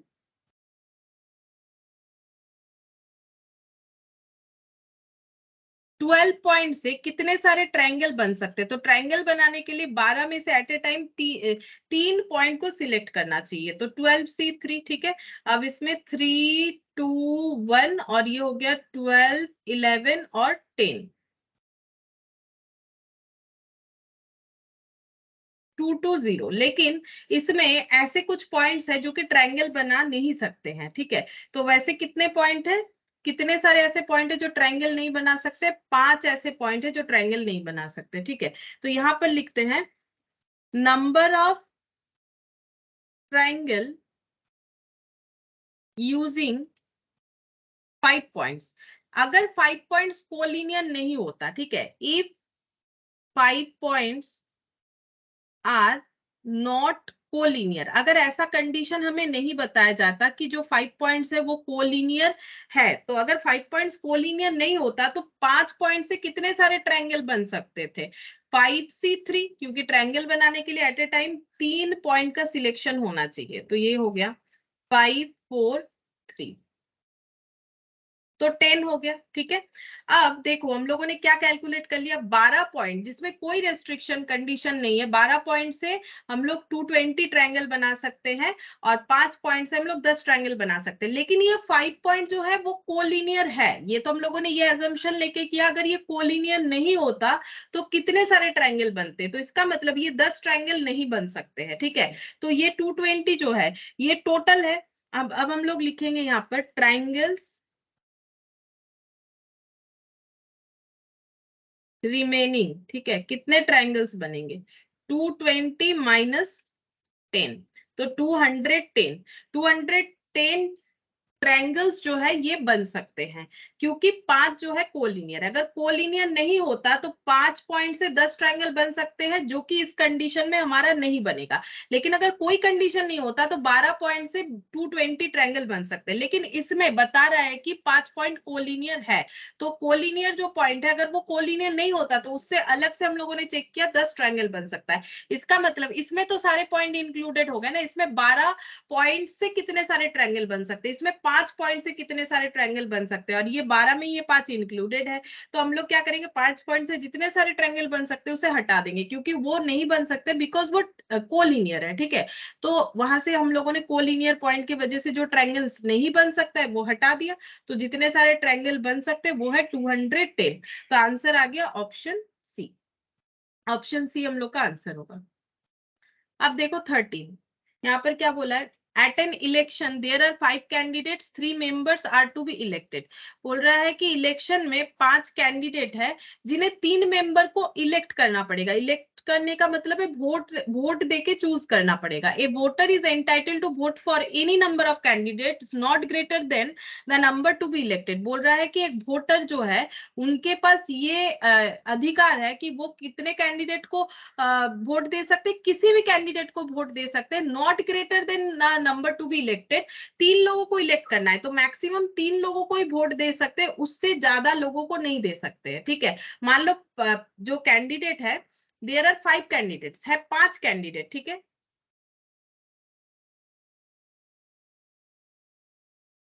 5 कैंडिडेट है and 3 members are to be elected. और 3 इनमें से 3 को इलेक्ट करना है। कोई भी वोटर जाएगा वो किसको वोट दे सकता है, वो या तो किसी एक जन को दे सकता है, या तो 2 जन को दे सकता है, या फिर 3 जन को दे सकता है, उससे ज्यादा नहीं। क्यों? क्योंकि बोल रहा है not greater than the number to be elected, और नंबर टू बी इलेक्टेड कितना है, 3। तो 3 से ज्यादा लोगों को वोट नहीं दे सकता है। तो कोई भी 3 लोगों को या 2 या 1 लोगों को वो वोट दे सकता है। The number of ways a voter choose to vote. अब वोटर कितने तरीके से अपना वोटिंग जो है कर सकता है, ठीक है, वोट कितने तरीके से कर सकता है वही हमें पूछा है। तो ये देखो ऐसे हो जाएगा, यहाँ पर हो गया n इक्वल टू 5, ये कौन है, कैंडिडेट्स है। और R इक्वल टू 3, 3 मेंबर हैं, इनको इलेक्ट करना है, ठीक है। तो कैसे हो जाएगा, हम लोग 5 में से कोई भी 3 लोगों को ले सकते, जैसे मैंने अभी ड्रॉ करके दिखा है, 5 में से कोई भी 2 लोगों को ले सकते, या 5 में से कोई एक, ठीक है। हमारे पास तीनों ऑप्शन है, वोटर चाहे तो सिर्फ एक जन को ही वोट दे सकता है, वोटर चाहे तो 2 जन को दे सकता है, वोटर चाहे तो 3 जन को दे सकता है, लेकिन उससे ज्यादा नहीं। जबकि कैंडिडेट 5 है, क्यों, क्योंकि वोट जो है मैक्सिमम उतने ही लोगों को दे सकते जितने लोगों को इलेक्ट करना है, तो इलेक्ट 3 लोगों को करना है, तो तीनों को दे सकते हैं, या 5 में से 3, 5 में से 2, या 5 में से 1, इससे ज्यादा नहीं, ठीक है। तो यहाँ पर हम लोग वो 2 टू दी पावर n वाला कंसेप्ट नहीं लगा सकते। क्यों नहीं लगा सकते, क्योंकि यहाँ पर 1 और मोर देन 1, और ये 5 तक अगर जाता कि 5 में से 3, 5 में से 2, 5 में से 1, 5 में से 4, 5 में से 5, तब 2 टू दी पावर n वाला कंसेप्ट लगता। यहाँ पर हम लोगों का सिर्फ जो है 3 तक ही लिमिटेशन है, मतलब n का वैल्यू अगर 1 और मोर देन 1 का मतलब होता है n का सारा वैल्यू अगर हम लोग यूटिलाइज कर पाते, जैसे 5 में से 4, 3, 2, 1, 5, तब हम लोग 2 टू दी पावर n लगाते, यहाँ नहीं लगेगा, ठीक है। क्योंकि यहाँ पर वो वाला कंसेप्ट नहीं आ रहा है कि हम लोग 5 में से 5 या 4 या 3 या 2 या 1 को जो है वोट दे सकते हैं। यहाँ पर बता ही दिया है, उतने ही लोगों को वोट देंगे जितने मेंबर इलेक्ट करने, मेंबर 3 इलेक्ट करने। तो 5C3, तो 5C3 का कैसे वैल्यू होगा, 321 543, यहाँ पर हो गया 2 into 1 5 into 4, और 5C1, तो ये हो जाएगा 5/1, 10 10 और 5, तो 25, यहाँ पर आंसर आ जाएगा हम लोग का 25। देखते हैं 25 कोई ऑप्शन है कि नहीं। हाँ है, सी 13 का 25 हो जाएगा।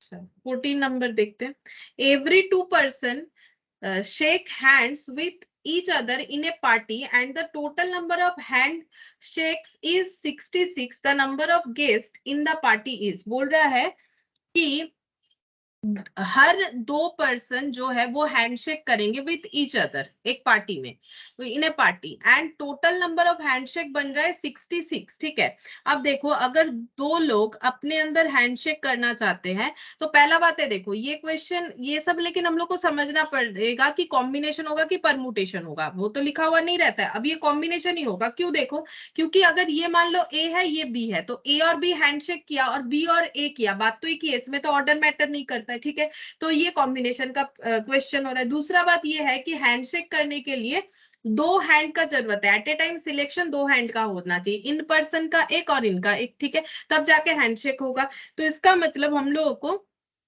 आर जो है वो हमेशा 2 होना चाहिए। टोटल नंबर ऑफ ऑब्जेक्ट, यहाँ तो ऑब्जेक्ट नहीं ह्यूमन बीइंग का हैंड हो रहा है, उसमें से 2 हैंड हमें सिलेक्ट करना चाहिए, ठीक है।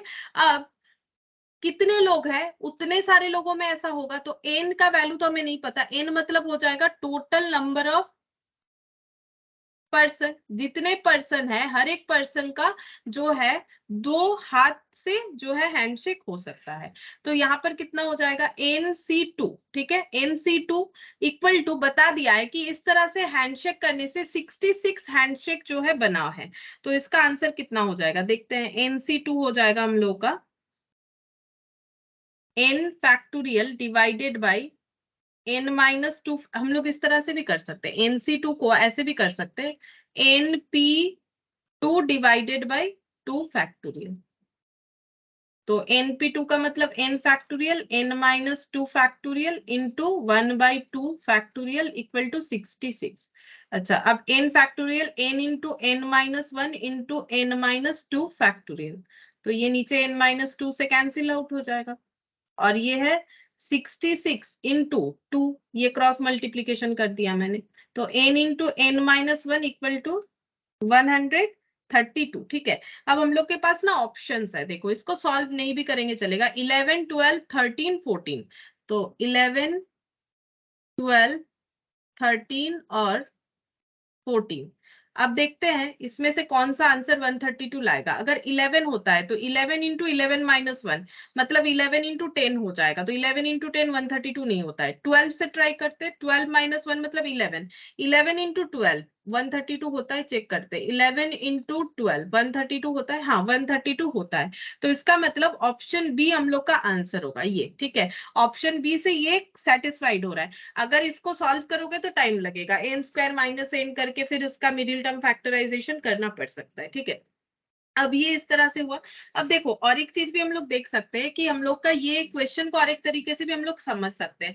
जैसे मान लो कि 3 पर्सन है, जैसे मैंने 2 पर्सन किया ना, अब मान लो कि 3 पर्सन है, यहाँ पर मैंने सी बना लिया। अब ये तीनों अपने साथ अगर हैंडशेक करना चाहते, कितना सारा हैंडशेक होगा, ए और बी में होगा, बी और सी में होगा, और सी और ए में होगा, है ना। तो 1 2 1 1 1 मतलब टोटल 3 हैंडशेक होगा। अगर 3 लोग है पार्टी में, सोचो, और तीनों अपने अंदर हैंडशेक करना चाहते हैं, तो ये तीनों लोगों में 3 हैंडशेक होगा। इसको फॉर्मूले में डालो, लोग कितने हैं 3, और हैंडशेक के लिए 2 हैंड हमें चाहिए, 3C2, तो ये हो गया 2 into 1, और यहाँ हो गया 3 into 2, 2 कैंसिल, तो 3। ये देखो, तो इसका मतलब इस तरह से करेंगे तो 66 आ जाएगा। तो इसका मतलब पार्टी में 12 पर्सन थे, और इन्होंने जब अपने अंदर हैंडशेक किया तो 66 टोटल हैंडशेक जो है वो हो रहा है। तो 14 का आंसर हम लोग का 66 हो जाएगा। मतलब एन का आंसर पूछा था, एन का आंसर हम लोग का सॉल्व करके आया 12, ठीक है। 12 लोग थे जिनसे 66 हैंडशेक जो है पार्टी में हुआ। अच्छा, अब 15 नंबर देखो।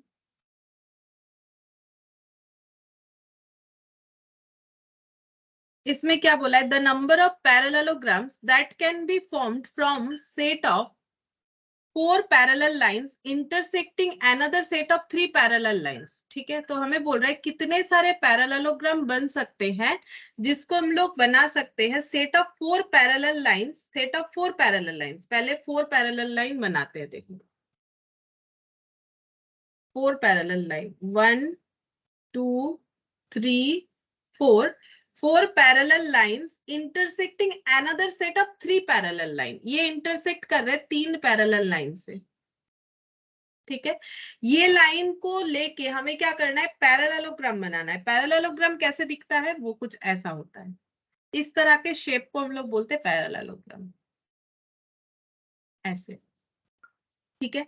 तो ये बनाने के लिए हमें 4 लाइन चाहिए, ठीक है। 4 ऐसे, 2 ऐसे चाहिए, 2 ऐसे चाहिए। इसका मतलब ये देखो, ब्लू मतलब हम लोग अगर ये कलर जो मैंने किया है इसके हिसाब से अगर बनाते हैं ना, तो 2 ऐसे लाइन चाहिए, क्योंकि ये मैंने इधर ड्रॉ किया है, और बाकी 2 ऐसे चाहिए, ठीक है। बाकी 2 ऐसे चाहिए, ये चीज हमें चाहिए। तो हम लोग जब लाइन ऐसे ड्रॉ करेंगे, तो मतलब अगर पैरेललोग्राम बनाना चाहेंगे तो कैसे होगा, तो ये 2 लाइन लेना पड़ेगा, ये 4 लाइन में से, तो 4 में से 2 ऐसे सिलेक्शन होगा, और ये 3 में से 2 लेना पड़ेगा, तो 3C2, ठीक है।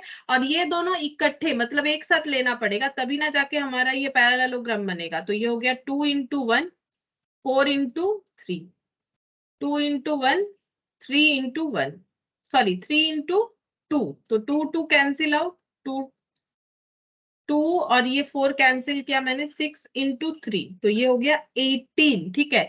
तो 18 ऐसे स्ट्रक्चर बन सकते हैं, 18 पैरेललोग्राम्स बन सकते हैं। तो ऑप्शन बी 15 का ऑप्शन बी हो जाएगा।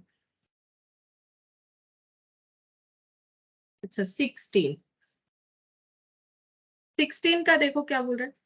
अच्छा 16 17 थोड़ा सा कंसेप्ट अलग है, ये है हम लोग का ग्रुप का, ठीक है। तो ये हम लोग बाद में करेंगे, पहले हम लोग 18 वाला कर लेते हैं, ठीक है। 18, 16 17 हम लोग बाद में करेंगे, पहले 18 वाला करेंगे।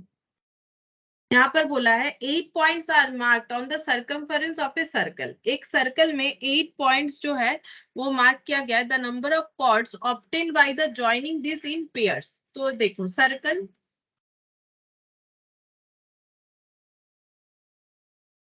ठीक है। यहाँ पर बोला है 8 points are marked, 8 point mark किया गया है। 8 पॉइंट मार्क कर लेते हैं, 1 2 3 4 5 6 7 8, 8 पॉइंट्स मार्क किए गए। अब बोल रहा है कितने सारे कॉर्ड, मतलब एक्चुअली ये होता है कॉर्ड, ऐसा ऐसा जब जुड़ जाता है ना सर्कल के अंदर, तो इसे हम लोग बोलते हैं कॉर्ड। तो कितने सारे कॉर्ड हम लोग बना सकते हैं बाय जॉइनिंग द पेयर्स, ये हमें कैलकुलेट करके बताना है। तो एक बार हम लोग ड्रॉ करके भी देख सकते हैं, ये देखो कैसे कितने सारे बन रहे हैं।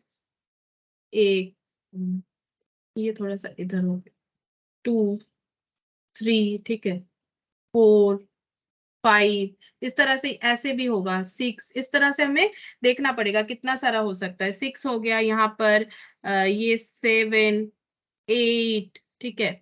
अच्छा, फिर ये दोनों में 9, फिर ये दोनों में 10, 11, 12, 13, 14, 15, 16। अच्छा, फिर इसके बाद यहाँ से यहाँ 17। अच्छा, फिर 17 हो गया, यहाँ से यहाँ 18, यहाँ से यहाँ 19, 19 ऐसे मेरे हिसाब से तो मेरा 19 आया है, लेकिन और भी बाकी होगा कहीं ना कहीं। ये इसके साथ ये यहाँ भी कर दिया 19, ये यहाँ पर 20, ठीक है। 19 के बाद 20, फिर इसके बाद इससे ये वाला 21, ठीक है। फिर यहाँ से यहाँ 22। अच्छा, फिर यहाँ से यहाँ 23। अच्छा, 23 और पता नहीं कितना सारा होगा, मेरा तो 23 हुआ है। अब हम लोग फॉर्मूले से देख सकते हैं। देखो, कंसेप्ट तो समझ में आया। ये बनाने का मतलब है 2 पॉइंट हमें सिलेक्ट करना पड़ेगा, तो आर का वैल्यू 2 हो जाएगा, कितने से, 8 में से। तो 8C2, तो मेरा तो 21 ही आया था। अब देखते हैं सोल्यूशन करके कितना आएगा, क्योंकि यहाँ ड्रॉ कर और भी हो सकता है, ड्रॉ देख लेते हैं। 8 × 7, तो ये हो गया 4, तो 28, तो मेरा 22 हुआ था। मतलब और भी 6 जो है यहाँ पर ऐसे बनेंगे, ठीक है, जो शायद मैंने मिस किया है। तो इसको देख सकते हैं हम लोग, 22 हुआ है। और कुछ होगा शायद, ड्रॉ करने से पता चलेगा क्लियरली। तो ठीक है, हमें ड्रॉ करने का जरूरत नहीं है, ड्रॉ तो पूछेगा नहीं, जस्ट एक बार कंसेप्ट क्लियर होना चाहिए कि क्या हो रहा है। तो यहाँ पर हो जाएगा 8C2, ठीक है। अच्छा, अब 18 वाला तो हो गया, 19 वाला देखते हैं।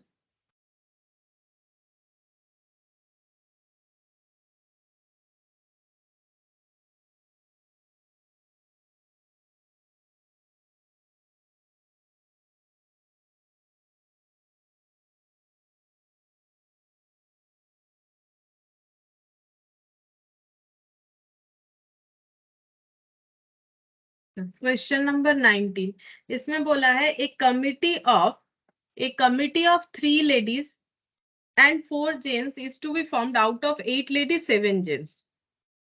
8 लेडीज है, 7 जेंट्स है। इनको लेके हमें क्या करना है, 3 लेडीज और 4 जेंट्स का कमिटी बनाना है, ठीक है। तो 3 लेडीज लेना है और 4 जेंट्स लेना है, ये हमें कंफर्म कर दिया है। 3 लेडीज और 4 जेंट्स का कमिटी बनाना है। Mrs X refuses to serve in a committee in which Mr Y is a member. लेकिन मिसेस एक्स जो है, यहाँ पर जो मिसेस एक्स है, क्योंकि वो यहीं पर होगी, ये लेडीज लिखा है मैंने, मिसेस एक्स जो है, उन्होंने बोल दिया है कि हम उस कमिटी में नहीं जाएंगे जहां पर मिस्टर वाई मेंबर रहेंगे। तो मिस्टर वाई अगर एक मेंबर रहते हैं किसी भी कमिटी में, तो मिसेस एक्स नहीं आएंगी। The number of such committee, कितने सारे कमिटी ऐसे बन सकते हैं। अच्छा, देखो, अगर कोई रेस्ट्रिक्शन नहीं होता तो इन दैट केस 8 लेडीज में से 3 लेडीज को सिलेक्ट कर लेते और 7 जेंट्स में से 4 जेंट्स को सिलेक्ट कर लेते। तो ये क्या हो रहा है, ये हो रहा है विदाउट एनी रेस्ट्रिक्शन। अगर कोई रेस्ट्रिक्शन नहीं होता कि ये आने से वो नहीं आएगा, ऐसा अगर कुछ नहीं होता, तो ये सिंपल ऐसे बन जाता।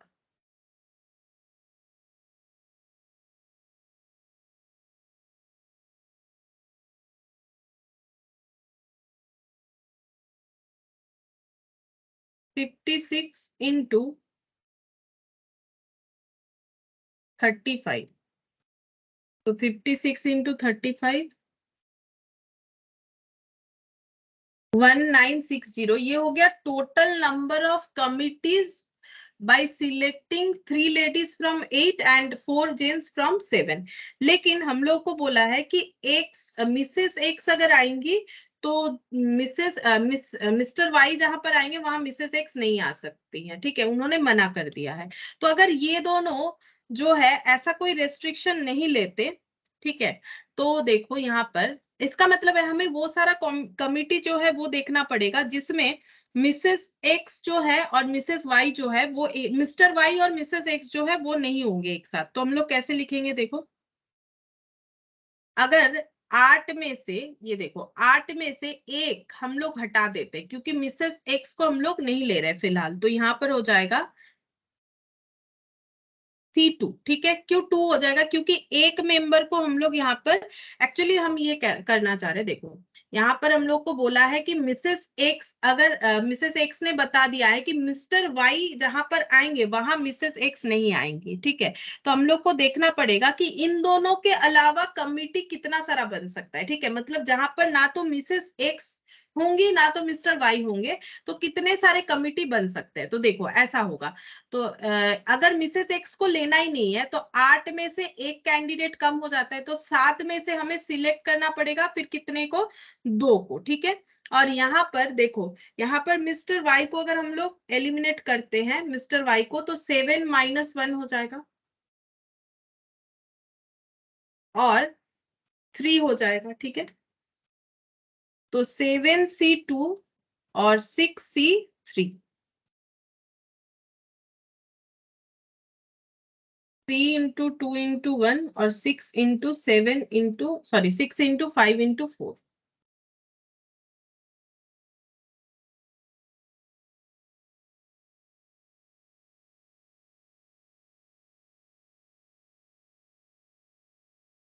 $420, ठीक है। तो 420 ऐसे कमिटी बन रहे हैं जहां पर ये दो नहीं है। अब हमें क्या बोला है, देखो, the number of such committee, Mrs X refuses to serve in a committee in which Mr Y is a member. तो the number of such committee यहाँ पर लिखते हैं,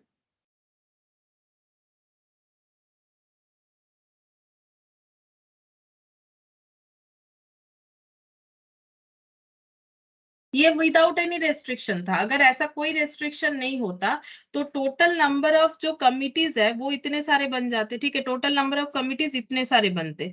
अच्छा, अब हम लोग यहाँ पर माइनस कर देंगे 420 को, तो ये हो जाएगा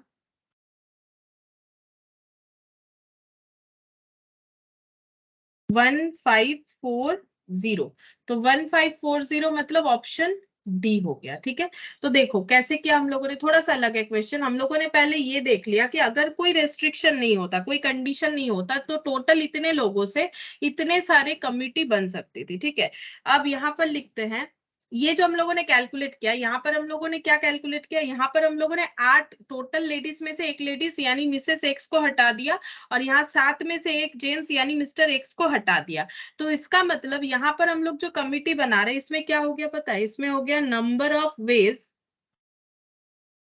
इन which both are together, that is Mrs Y and Mrs X and Mr Y, Mrs X and Mr Y. क्यों, देखो हम लोग यहाँ पर बोल रहे हैं कि हम लोग 7 में से 2 जन को सिलेक्ट कर रहे हैं, और यहाँ पर 6 में से 3 जन को, 3 और 2 मिला के तो 5 होता है, लेकिन हमें कमिटी में तो 7 लोग चाहिए। मतलब ये कंफर्म कर रहे हैं कि मिस्टर एक्स और मिस्टर वाई को हम लोग, मिसेस एक्स और मिस्टर वाई को हम लोग ले रहे हैं जब भी कमिटी बना रहे हैं। ये कैलकुलेट करने का मतलब क्या हुआ, ये जो कैलकुलेशन हुआ जिसका आंसर 420 आया, इसमें क्या है, इसमें वो सारे नंबर ऑफ वेज के कमिटी बने हुए हैं जहां पर ये दोनों पर, जो मिसेस एक्स और मिसेस वाई, ये टुगेदर और नॉट टुगेदर दोनों वाला हमारा बना हुआ है। यहाँ से अगर हम लोग टुगेदर वाला पार्ट हटा देंगे तो नॉट टुगेदर मिल जाएगा। ये टुगेदर वाला पार्ट है। कैसे पता चल रहा है टुगेदर वाला, हम लोग अगर 2 लोगों को सिलेक्ट कर रहे हैं लेडीज में से और जेंट्स में से 3, जबकि हमें 3 और यहाँ 4 लोगों को बोला है, तो एक एक कैंडिडेट को हम लोगों ने कम कर दिया। मतलब हम लोग ये मान रहे हैं कि कमिटी जो बन रहा है उसमें मिस्टर मिसेस एक्स और मिस्टर वाई जो है वो है। तो हम लोग ये क्या कैलकुलेट किए, number of ways in which both are in the committee. तो दोनों ही अगर कमिटी में है, होंगे, ऐसे कितने सारे कमिटी बन सकते हैं 420, लेकिन हमें वो नहीं चाहिए, वो सारे ऑप्शंस नहीं चाहिए जहां पर ये दोनों एक साथ होंगे। तो वो हो गया 420, तो लेस कर दिया, कितना आ गया 1540। कैसे पता चला, जैसे यहाँ पर 2 किया तो हम लोग कंफर्म कर रहे हैं मिसेस एक्स को ले रहे हैं, यहाँ पर जैसे ही हम लोगों ने 3 कर दिया तो मिस्टर वाई को लिया जा रहा है। तो ये वो सारा कमिटी बना हुआ है जिसमें ये दोनों जो है एक साथ रहेंगे। अब ये लेस कर देंगे तो हमें पता चल जाएगा दोनों अगर एक साथ ना रहे तो कितने सारे कमिटी बन सकते हैं। तो इसमें आंसर आ जाएगा हम लोग का 1540। तो ये हो गया हम लोग का क्वेश्चन नंबर 19। अच्छा, अब देखो क्वेश्चन नंबर 20। इसमें बोला है if 500 C92 equal to 499 C92 plus 9 NC91। N कितना होगा? एन कितना होगा ये कैलकुलेट करने के लिए बोला है। ऑप्शंस है 501, ऑप्शन बी है 500, ऑप्शन सी है 502 और ऑप्शन डी है 499। तो चारों में ऑप्शन दिया हुआ है, कोई नन ऑफ दिस वाला ऑप्शन नहीं है। अच्छा, अब ये हमें सॉल्व करके देखना पड़ेगा। तो हम लोगों ने एक फॉर्मूला देखा था, NCR plus NCR-1 equal to N plus 1 CR। ऐसा क्वेश्चन हम लोगों ने लास्ट दिन भी एक किया था 14C ऐसे करके, जिसपे ये देखो ये वाला क्वेश्चन था, शायद हम दिखा देते हैं।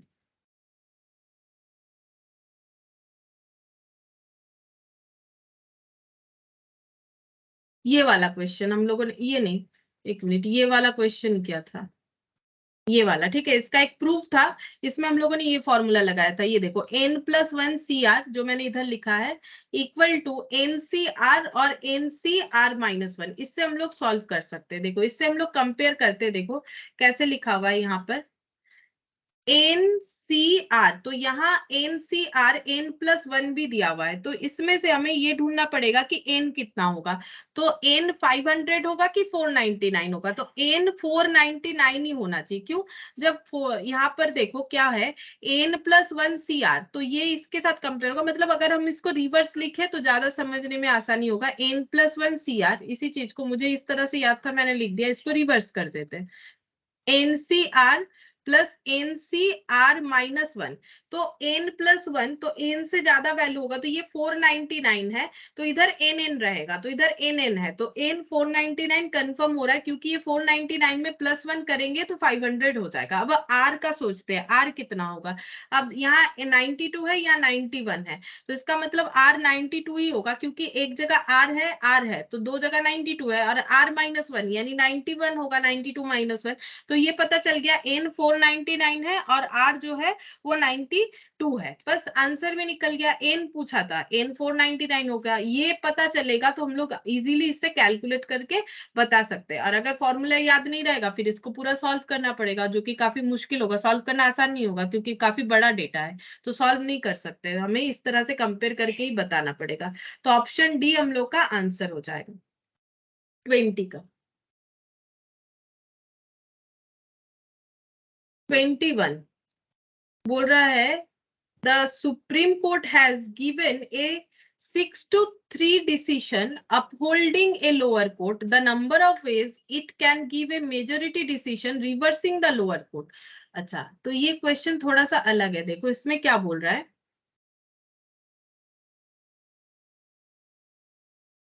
देखो कोर्ट का क्या सिस्टम होता है, सबसे ऊपर होता है सुप्रीम कोर्ट, ठीक है। उसके नीचे आता है हाई कोर्ट और लोअर कोर्ट। बाकी लोअर कोर्ट होता है जैसे कि डिस्ट्रिक्ट कोर्ट वगैरह, ठीक है। यहाँ पर नॉर्मली जो है एक जज ही रहते हैं जो अपना डिसीजन सुनाते हैं, ठीक है। डिस्ट्रिक्ट कोर्ट मतलब जो लोअर कोर्ट होता है। लेकिन जो सुप्रीम कोर्ट हाई कोर्ट वाला कंसेप्ट है ना, इनका एक जज से काम नहीं होता है, मतलब एक का डिसीजन नहीं माना जाता है। सुप्रीम कोर्ट कभी भी कोई डिसीजन बोलती है तो वो बेंच में होता है, मतलब बेंच सिस्टम होता है, मतलब बहुत सारे जज रहते हैं, ठीक है। तो यहाँ पर होता है बेंच सिस्टम, और ऑड नंबर ऑफ जज जो है उनको अपॉइंट किया जाता है, ठीक है। बेंच सिस्टम में क्या होता है, ऑड नंबर ऑफ जज उस बेंच के मेंबर होते हैं, ठीक है। ऑड नंबर ऑफ जज उस बेंच के मेंबर होते हैं। अब क्या होता है, कोई अगर केस सुप्रीम कोर्ट तक कब जाता है, मान लो पहले अपील अपने डिस्ट्रिक्ट कोर्ट में करना पड़ता है, वहां अगर कोई केस हार गया तो वो बोलता है ना हम फिर इसके ऊपर जाएंगे, तो हाई कोर्ट जा सकता है, फिर सुप्रीम कोर्ट जा सकता है। तो इसका मतलब डिस्ट्रिक्ट कोर्ट ने जो फैसला सुनाया होगा वो उसे सही नहीं लग रहा होगा, तभी तो वो बोल रहा है कि हम सुप्रीम कोर्ट हाई कोर्ट जाएंगे। मतलब वो इसीलिए जाना चाहता है ताकि डिस्ट्रिक्ट कोर्ट का जज का जो डिसीजन है वो रिवर्स हो जाए, ठीक है। मतलब इनका जो डिसीजन है वो रिवर्स हो जाए। तो कोई भी पर्सन के लिए क्या होगा, डिस्ट्रिक्ट कोर्ट में अगर उसको अपने फेवर में आंसर नहीं मिलता है, मतलब फेवर में केस नहीं होता है, फिर वो दूसरे हाई कोर्ट सुप्रीम कोर्ट में जा सकता है, जहां पर बेंच सिस्टम होता है और ऑड नंबर ऑफ जज जो है अपॉइंट होते हैं। जैसे मान लो अगर 5 जज है, ठीक है, 5 जज है, अब उनको क्या करना पड़ेगा, राय देना पड़ेगा जो भी केस आया होगा, ठीक है, डिस्ट्रिक्ट कोर्ट से ट्रांसफर होके कोई केस अगर हाई कोर्ट सुप्रीम कोर्ट में आता है तो उनको क्या करना पड़ेगा, उनको अपना जो है फैसला सुनाना पड़ेगा, तो इनको वोट देना पड़ेगा। अब वोट कैसे दे सकते हैं, फेवर में दे सकते हैं या फिर अनफेवरेबल दे सकते हैं, ठीक है, तो फेवर या अनफेवरेबल। अब अगर जैसे मान लो डिस्ट्रिक्ट कोर्ट के फेवर में दे सकते हैं या फिर मतलब क्या होगा कि हाँ या ना बोलना पड़ेगा ना। तो जैसे मान लो फेवर में 5 वोट आ गया, ऐसे करते हैं, फेवर में मान लो यहाँ पर 4 वोट आया, अनफेवर में 1 आया, तो भी वो पर्सन विन हो जाएगा, ठीक है। फेवर मतलब क्या हो जाएगा, फेवर मतलब यहाँ अनफेवरेबल हुआ होगा ना उनसे, डिस्ट्रिक्ट कोर्ट में उनको जो भी मतलब उनके ऊपर फैसला आया है कोई भी पर्सन के लिए, वो उनको ठीक नहीं लगा है, तभी तो वो दूसरे कोर्ट में जा रहे हैं। तो उन्होंने अगर ये कोर्ट ने जो भी फैसला सुना है वो डिस्ट्रिक्ट कोर्ट से अलग होगा।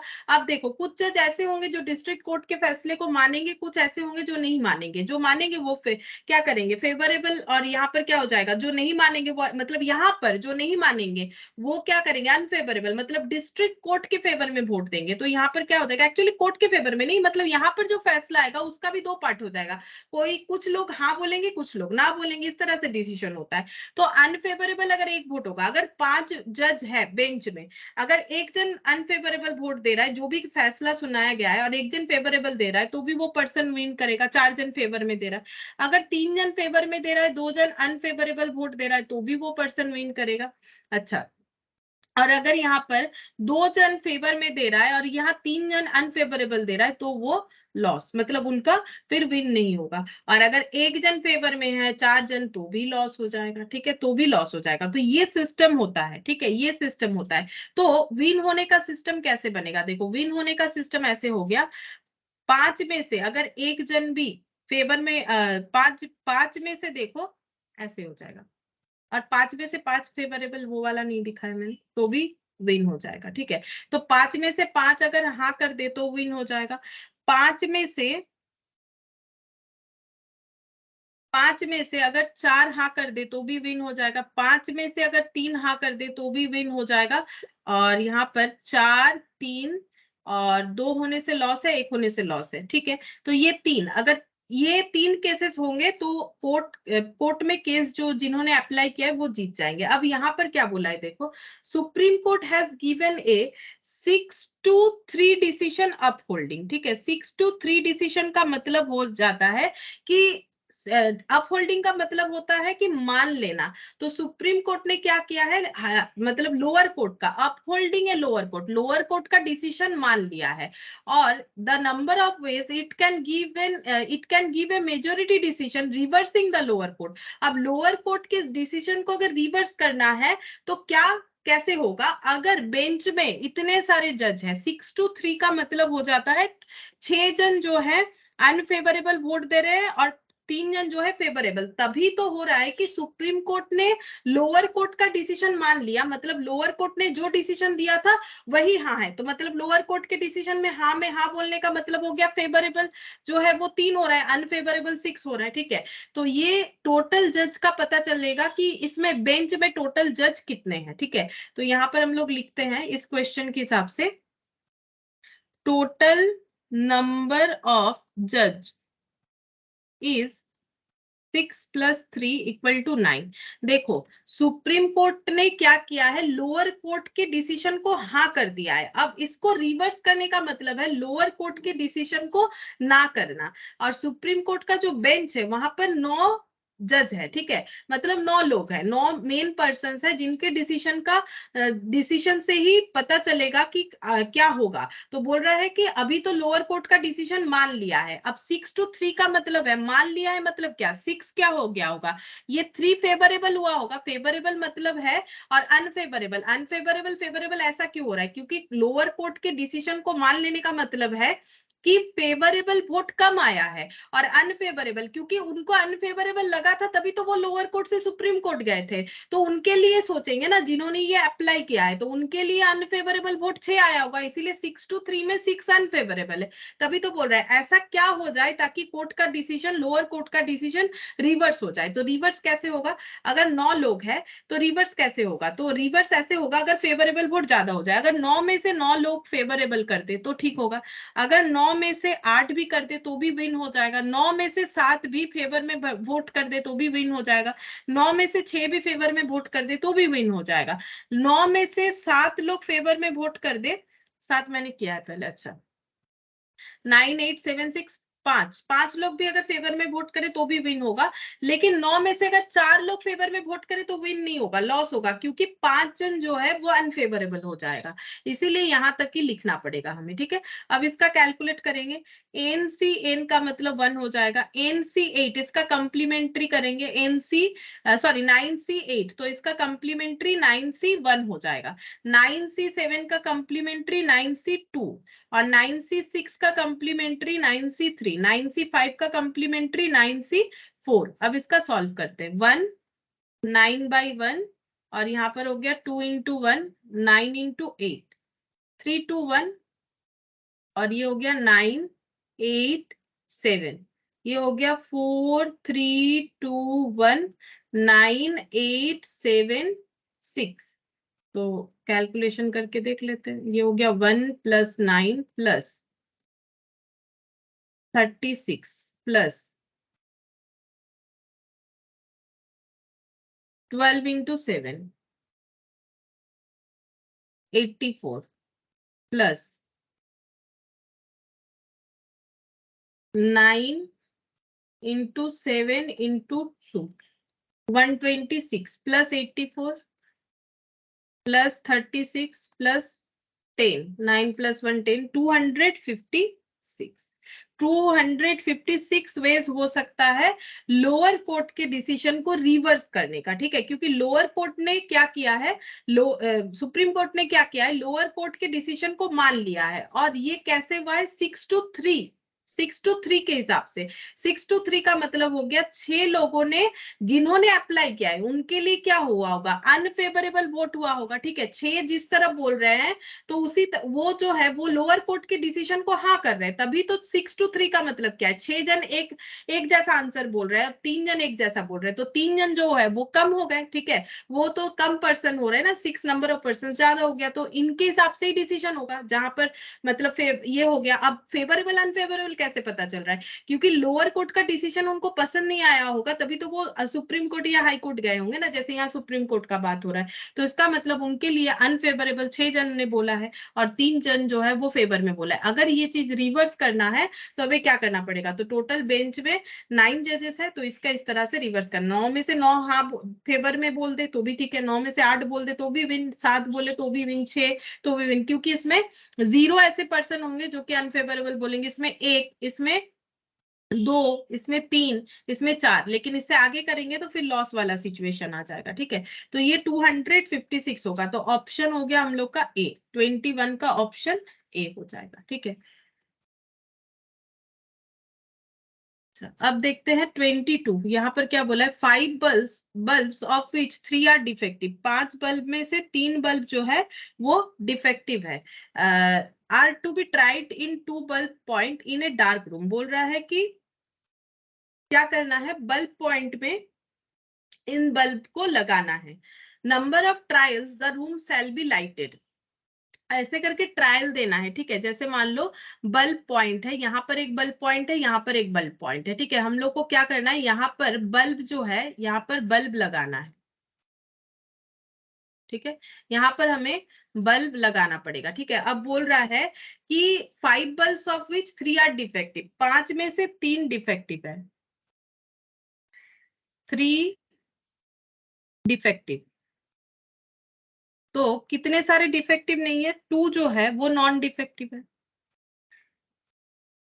अच्छा अब बोल रहा है कि ये सारे बल्ब को हमें क्या करना है, to be tried in 2 bulb point, वो बल्ब हमें लेना है, लेके ये बल्ब पॉइंट में लगाते जाना है, ठीक है, मान लो ये 2 बल्ब पॉइंट जो है ये बल्ब पॉइंट है, बल्ब पॉइंट में लगाना है, एक डार्क रूम में, number of trials the room shall be lighted, room lighted हो जाए मतलब रूम में रोशनी हो जाए,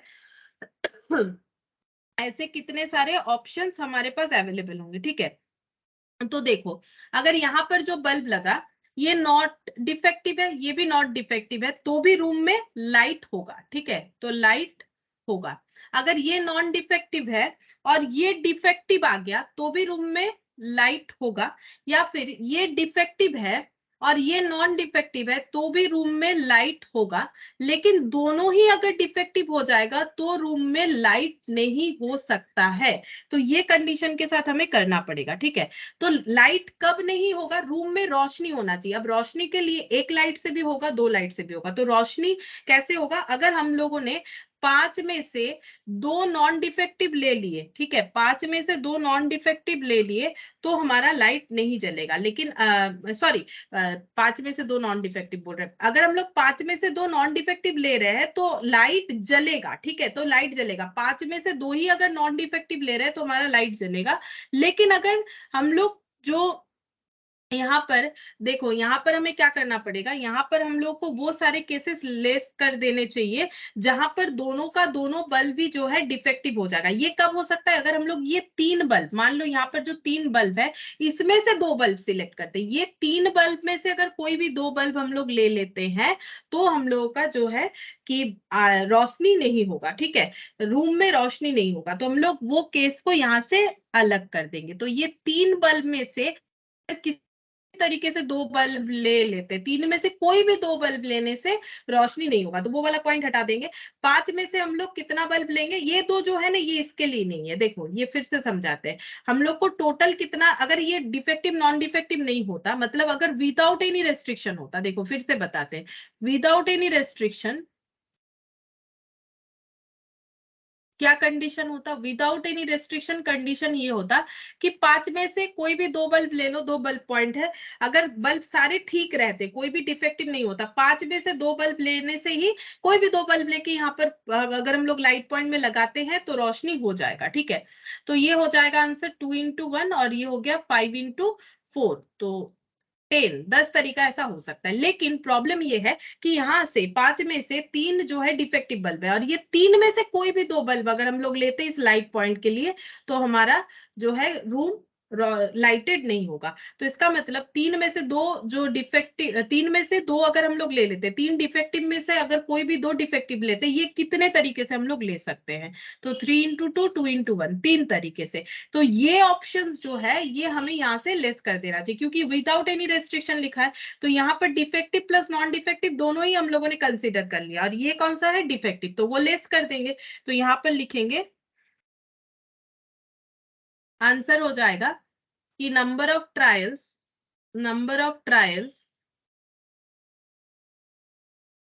the room shall be the room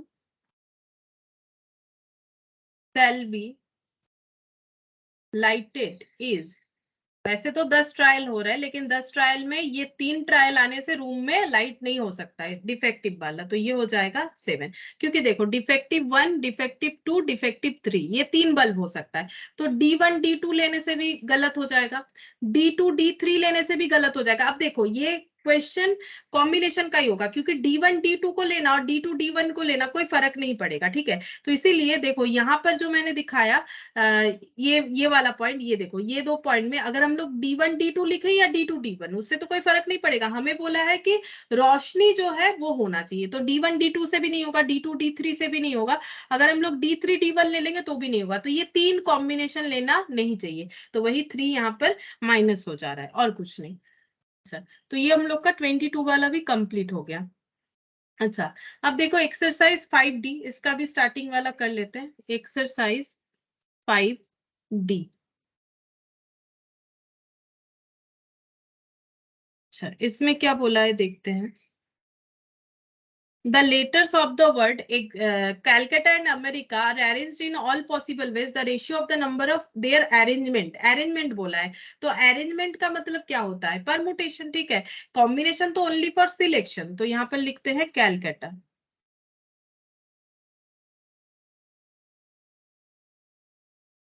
और एक वर्ड है हम लोग का अमेरिका। अच्छा, इसमें कोई रिपीटेशन है वो हमें देखना चाहिए। तो CALCUTTA, तो ये हो गया 2, यहाँ पर 2, 1 1 और 2, 2 2 4 5 6 7 8, टोटल 8 लेटर्स है। अमेरिका में देखते कितने सारे लेटर्स हैं, AMERICA, सी एक आ जाएगा, ठीक है, यहाँ पर लिख देते हैं।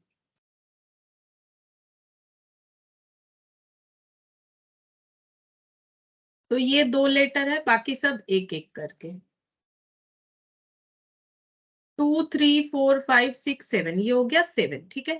अब हम लोग को बोला है कि इसका अरेंजमेंट निकाल के रेशियोज बनाने के लिए, ठीक है। तो पहले यहाँ पर देख लेते हैं, 8P8 डिवाइडेड बाई जो भी सेम है उसको हमें इस तरह से दिखाना पड़ेगा, क्योंकि जितने भी सिमिलर है CC, ये CC जो है इसको एक ही माना जाएगा, और ये जो जितने भी रिपीटेशन हमारे हैं उसमें हमें 2 2 फैक्टोरियल, जैसे कि यहाँ 2 है यहाँ 2 है तो ऐसे लिखना पड़ेगा। ये हम लोगों ने पहले भी देखा, 8P8 मतलब 8 फैक्टोरियल, और 2 into 1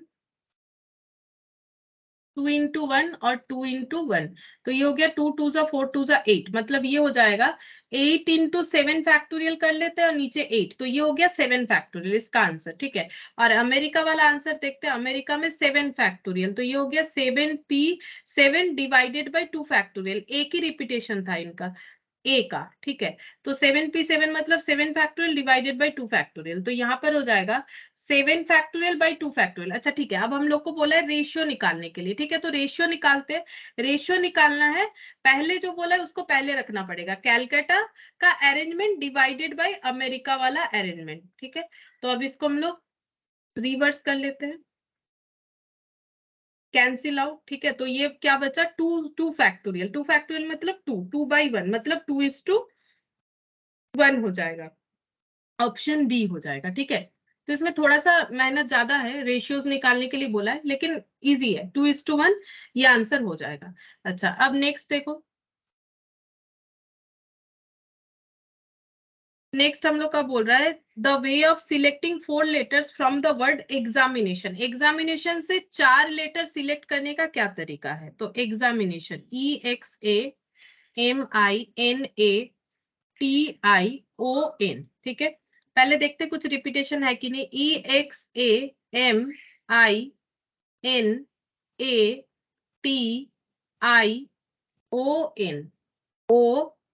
ठीक है। 2 2 2 1 1 1 1 1, तो 1 + 1 2 2 4 5 6 7 8 9 10 11, ठीक है। टोटल 11 यहाँ पर लेटर है, और इसमें से हम लोग को सिलेक्ट करने के लिए बोल रहा है 4 लेटर्स, ठीक है। तो 4 लेटर्स हमें सिलेक्ट करने के लिए बोल रहा है, लेकिन यहाँ पर हमें क्या देखना पड़ेगा, वही लास्ट दिन शायद हम लोगों ने ऐसा क्वेश्चन किया था, यहाँ पर तो नहीं है, हम दिखा देते हैं, ये वाला कर लिया था हम लोगों ने शायद,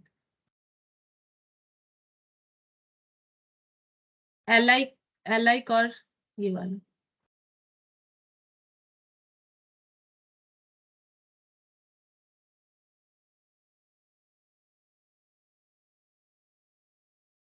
अच्छा ठीक है, यहाँ लिख के नहीं किया था, मुझे लगता है मैंने वहां दिखाया था, ठीक है। इसको अभी हम दिखा देते हैं, देखो एग्जामिनेशन में अगर हम लोग इसको सेपरेट करके लिखे तो EX, एग्जामिनेशन में AA, और यहाँ पर M, और ये हो गया IINN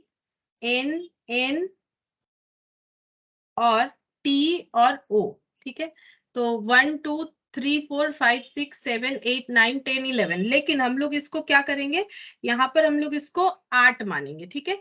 n = जो 11 था वो भी n = कितना हो जाएगा, 8 हो जाएगा, क्यों, क्योंकि A और A एक ही जैसा चीज है, I एक ही बात है, n एक ही बात है, ठीक है।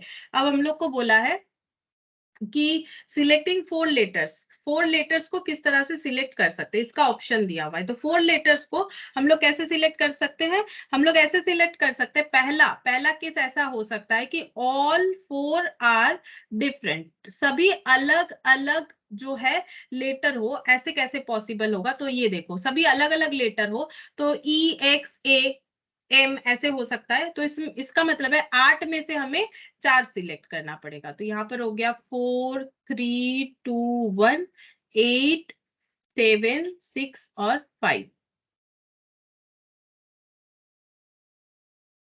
70। ठीक है। अच्छा, ऐसा हो सकता है कि 2 सेम मतलब 2 अलग है एंड 2 डिफरेंट, ऐसे हो सकता है। तो ऐसे अगर होगा तो सेम वाला कितने सारे पेयर्स है? 3। ठीक है, पेयर्स देखो, सेम वाले कितने सारे पेयर्स है? 3 है। तो 3 में से हम लोग 2 सिलेक्ट करेंगे। ठीक है, 2 नहीं करना पड़ेगा एक्चुअली, 3 में से 1 करने का मतलब ही है कि नंबर ऑफ लेटर 2 मिल जाएंगे, और डिफरेंट होने के लिए डिफरेंट वाले पेयर से हमें लेना पड़ेगा 2। तो डिफरेंट है 1 2 3 4 5, जिसमें कोई पेयर नहीं बने हुए। ठीक है, 5। और ये देखो यहाँ पर ये तीनों में से अगर हम लोग एक ले लेते हैं तो पेयर में भी एक बचता है। ठीक है, तो 1 2 ये सब डिफरेंट माना जाएगा, ये पेयर में डिफरेंट माना जा रहा है, तभी तो 8 माना गया है।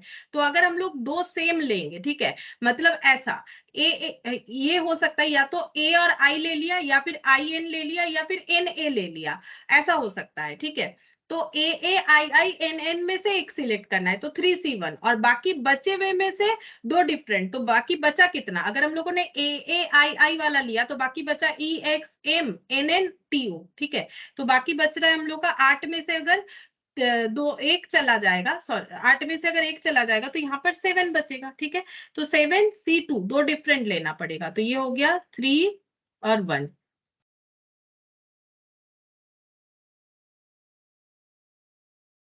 63। और अगर ऐसा होता है, ऐसा पेयर लेते हैं 2 सेम और 2 सेम, दो दो एक जैसा, दो एक जैसा। ठीक है, मतलब जैसे ए आई, ठीक है, ऐसे ले लिया ए आई और यहाँ पर या फिर एन एन ऐसा भी ले सकते हैं। तो यहाँ पर कितना हो जाएगा? दोनों ही 2 सेम एंड 2 सेम करके 4। तो ये और ये पेयर ले सकते हैं, या फिर ये और ये पेयर ले सकते हैं। तो मतलब ये तीनों में से ही, ये तीनों में से ही हमें सिलेक्ट करना पड़ेगा। तीनों में से कितना लेना पड़ेगा? 2। तीनों में से कितना लेना पड़ेगा? कोई भी 2 पेयर, तभी तो जाके 4 लेटर होंगे। तो 3C2, तो यहाँ पर हो गया 2 into 1 3 into 2, तो ये 3 हो जाएगा। ठीक है, 3 तरीका हो जाएगा। तो टोटल 70 63 एंड 3, तो 3 3 6 हो गया, और ये 136।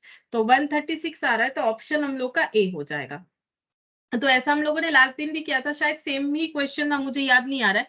ई एक्स ए एम आई आई, पहले हम लोग को पेयर में बना लेना है। ठीक है, अब अगर हम लोग चारों डिफरेंट लेना चाहते हैं तो ये 8, अभी 8 डिस्टिंक्ट लेटर मानेंगे। ठीक है, क्योंकि 11 डिस्टिंक्ट लेटर नहीं है, रिपीट है ए आई आई एन एन। तो इस चीज को एलिमिनेट करके हम लोगों ने 8 डिस्टिंक्ट लेटर बना दिया। अगर सारे डिस्टिंक्ट लेटर लेने हैं तो 8C4। जैसे इसमें क्या बन सकता है? जैसे मान लो ई एक्स टी और ये ओ, ये तो समझ में आता है डिस्टिंक्ट है, लेकिन इसमें कैसे समझेंगे? जैसे देखो ई एक्स ए और आई, तो भी डिस्टिंक्ट हुआ ना, ए आई आई, बात तो एक ही है, ई एक्स ए आई तो भी होगा। तो ये हो गया 4 आर डिफरेंट। और अगर 2 सेम 2 डिफरेंट लेना है, 2 सेम का मतलब है जैसे ऐसे लेना है, ए में से एक, आई में से एक, मतलब ए आई, और यहाँ पर ये यहाँ से ए आ जाएगा कंसीडर होके, यहाँ से आई आ गया, और बाकी टी ओ, इसे बोलते हैं 2 सेम।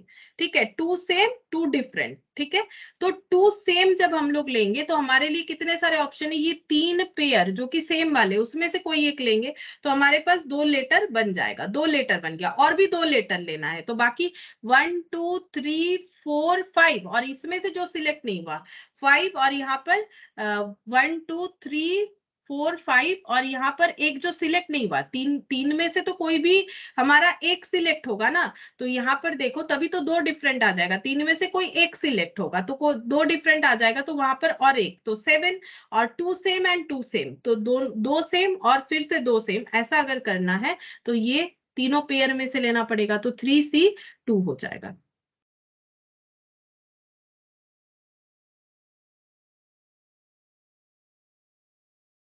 अच्छा,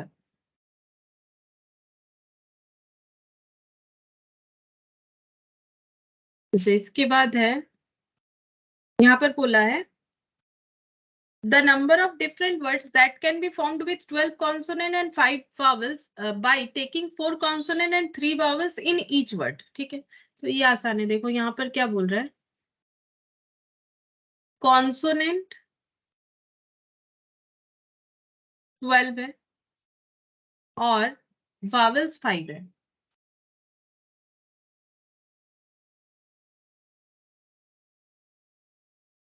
हम लोग को क्या करना है, ऐसे वर्ड बनाने हैं जहां पर 4 कॉन्सोनेंट रहेगा, तो 12 में से 4 और 3 वावल्स रहेगा हर एक वर्ड में, तो 5 में से 3, तो ये हो गया। अब इसका कैलकुलेशन करते, 4 3 2 1 12 11 10 9 3 2 1 5 4 3 3 3 कैंसिल 5 55 into 9 495 into 10, तो ये हो जाएगा 4950। ठीक है, चेक करते हैं। 4950 और ये 7 फैक्टोरियल भी मल्टीप्लाई होगा। एक्चुअली ऑप्शन सी होगा, क्यों बता देते हैं। ये तो हम लोगों ने सिलेक्शन किया, लेकिन हम लोग को बोला है वर्ड बनाने के लिए, तो यहाँ ऑर्डर मैटर करेगा। जैसे मान लो अगर हम लोग ऐसे लिखते हैं, यहाँ पर देखो 4 और 3 से बनाने के लिए बोला है, 7 लेटर वाला वर्ड। जैसे मान लो हम लोगों ने 5 वावल्स में से 3 ले लिया, हम मीनिंग नहीं लिख रहे हैं, ए ई आई, ठीक है, मैंने 3 वावल्स लिए और कॉन्सोनेंट कुछ 4 कॉन्सोनेंट ले लेते हैं, जैसे कि बी सी डी एफ। ठीक है, ये मैंने जस्ट ऐसे ही लिया। अब अगर इसको अरेंजमेंट चेंज होगा तो ये काउंट भी होगा उसी हिसाब से। जैसे यही वाले वर्ड, यही वाले लेटर से दूसरा वर्ड भी बन सकता है, सिर्फ जो है इसका अरेंजमेंट चेंज करके। तो 7 जो वर्ड है ये अपने अंदर जो है चेंज करेंगे, तो फिर नंबर ऑफ अरेंजमेंट चेंज होगा।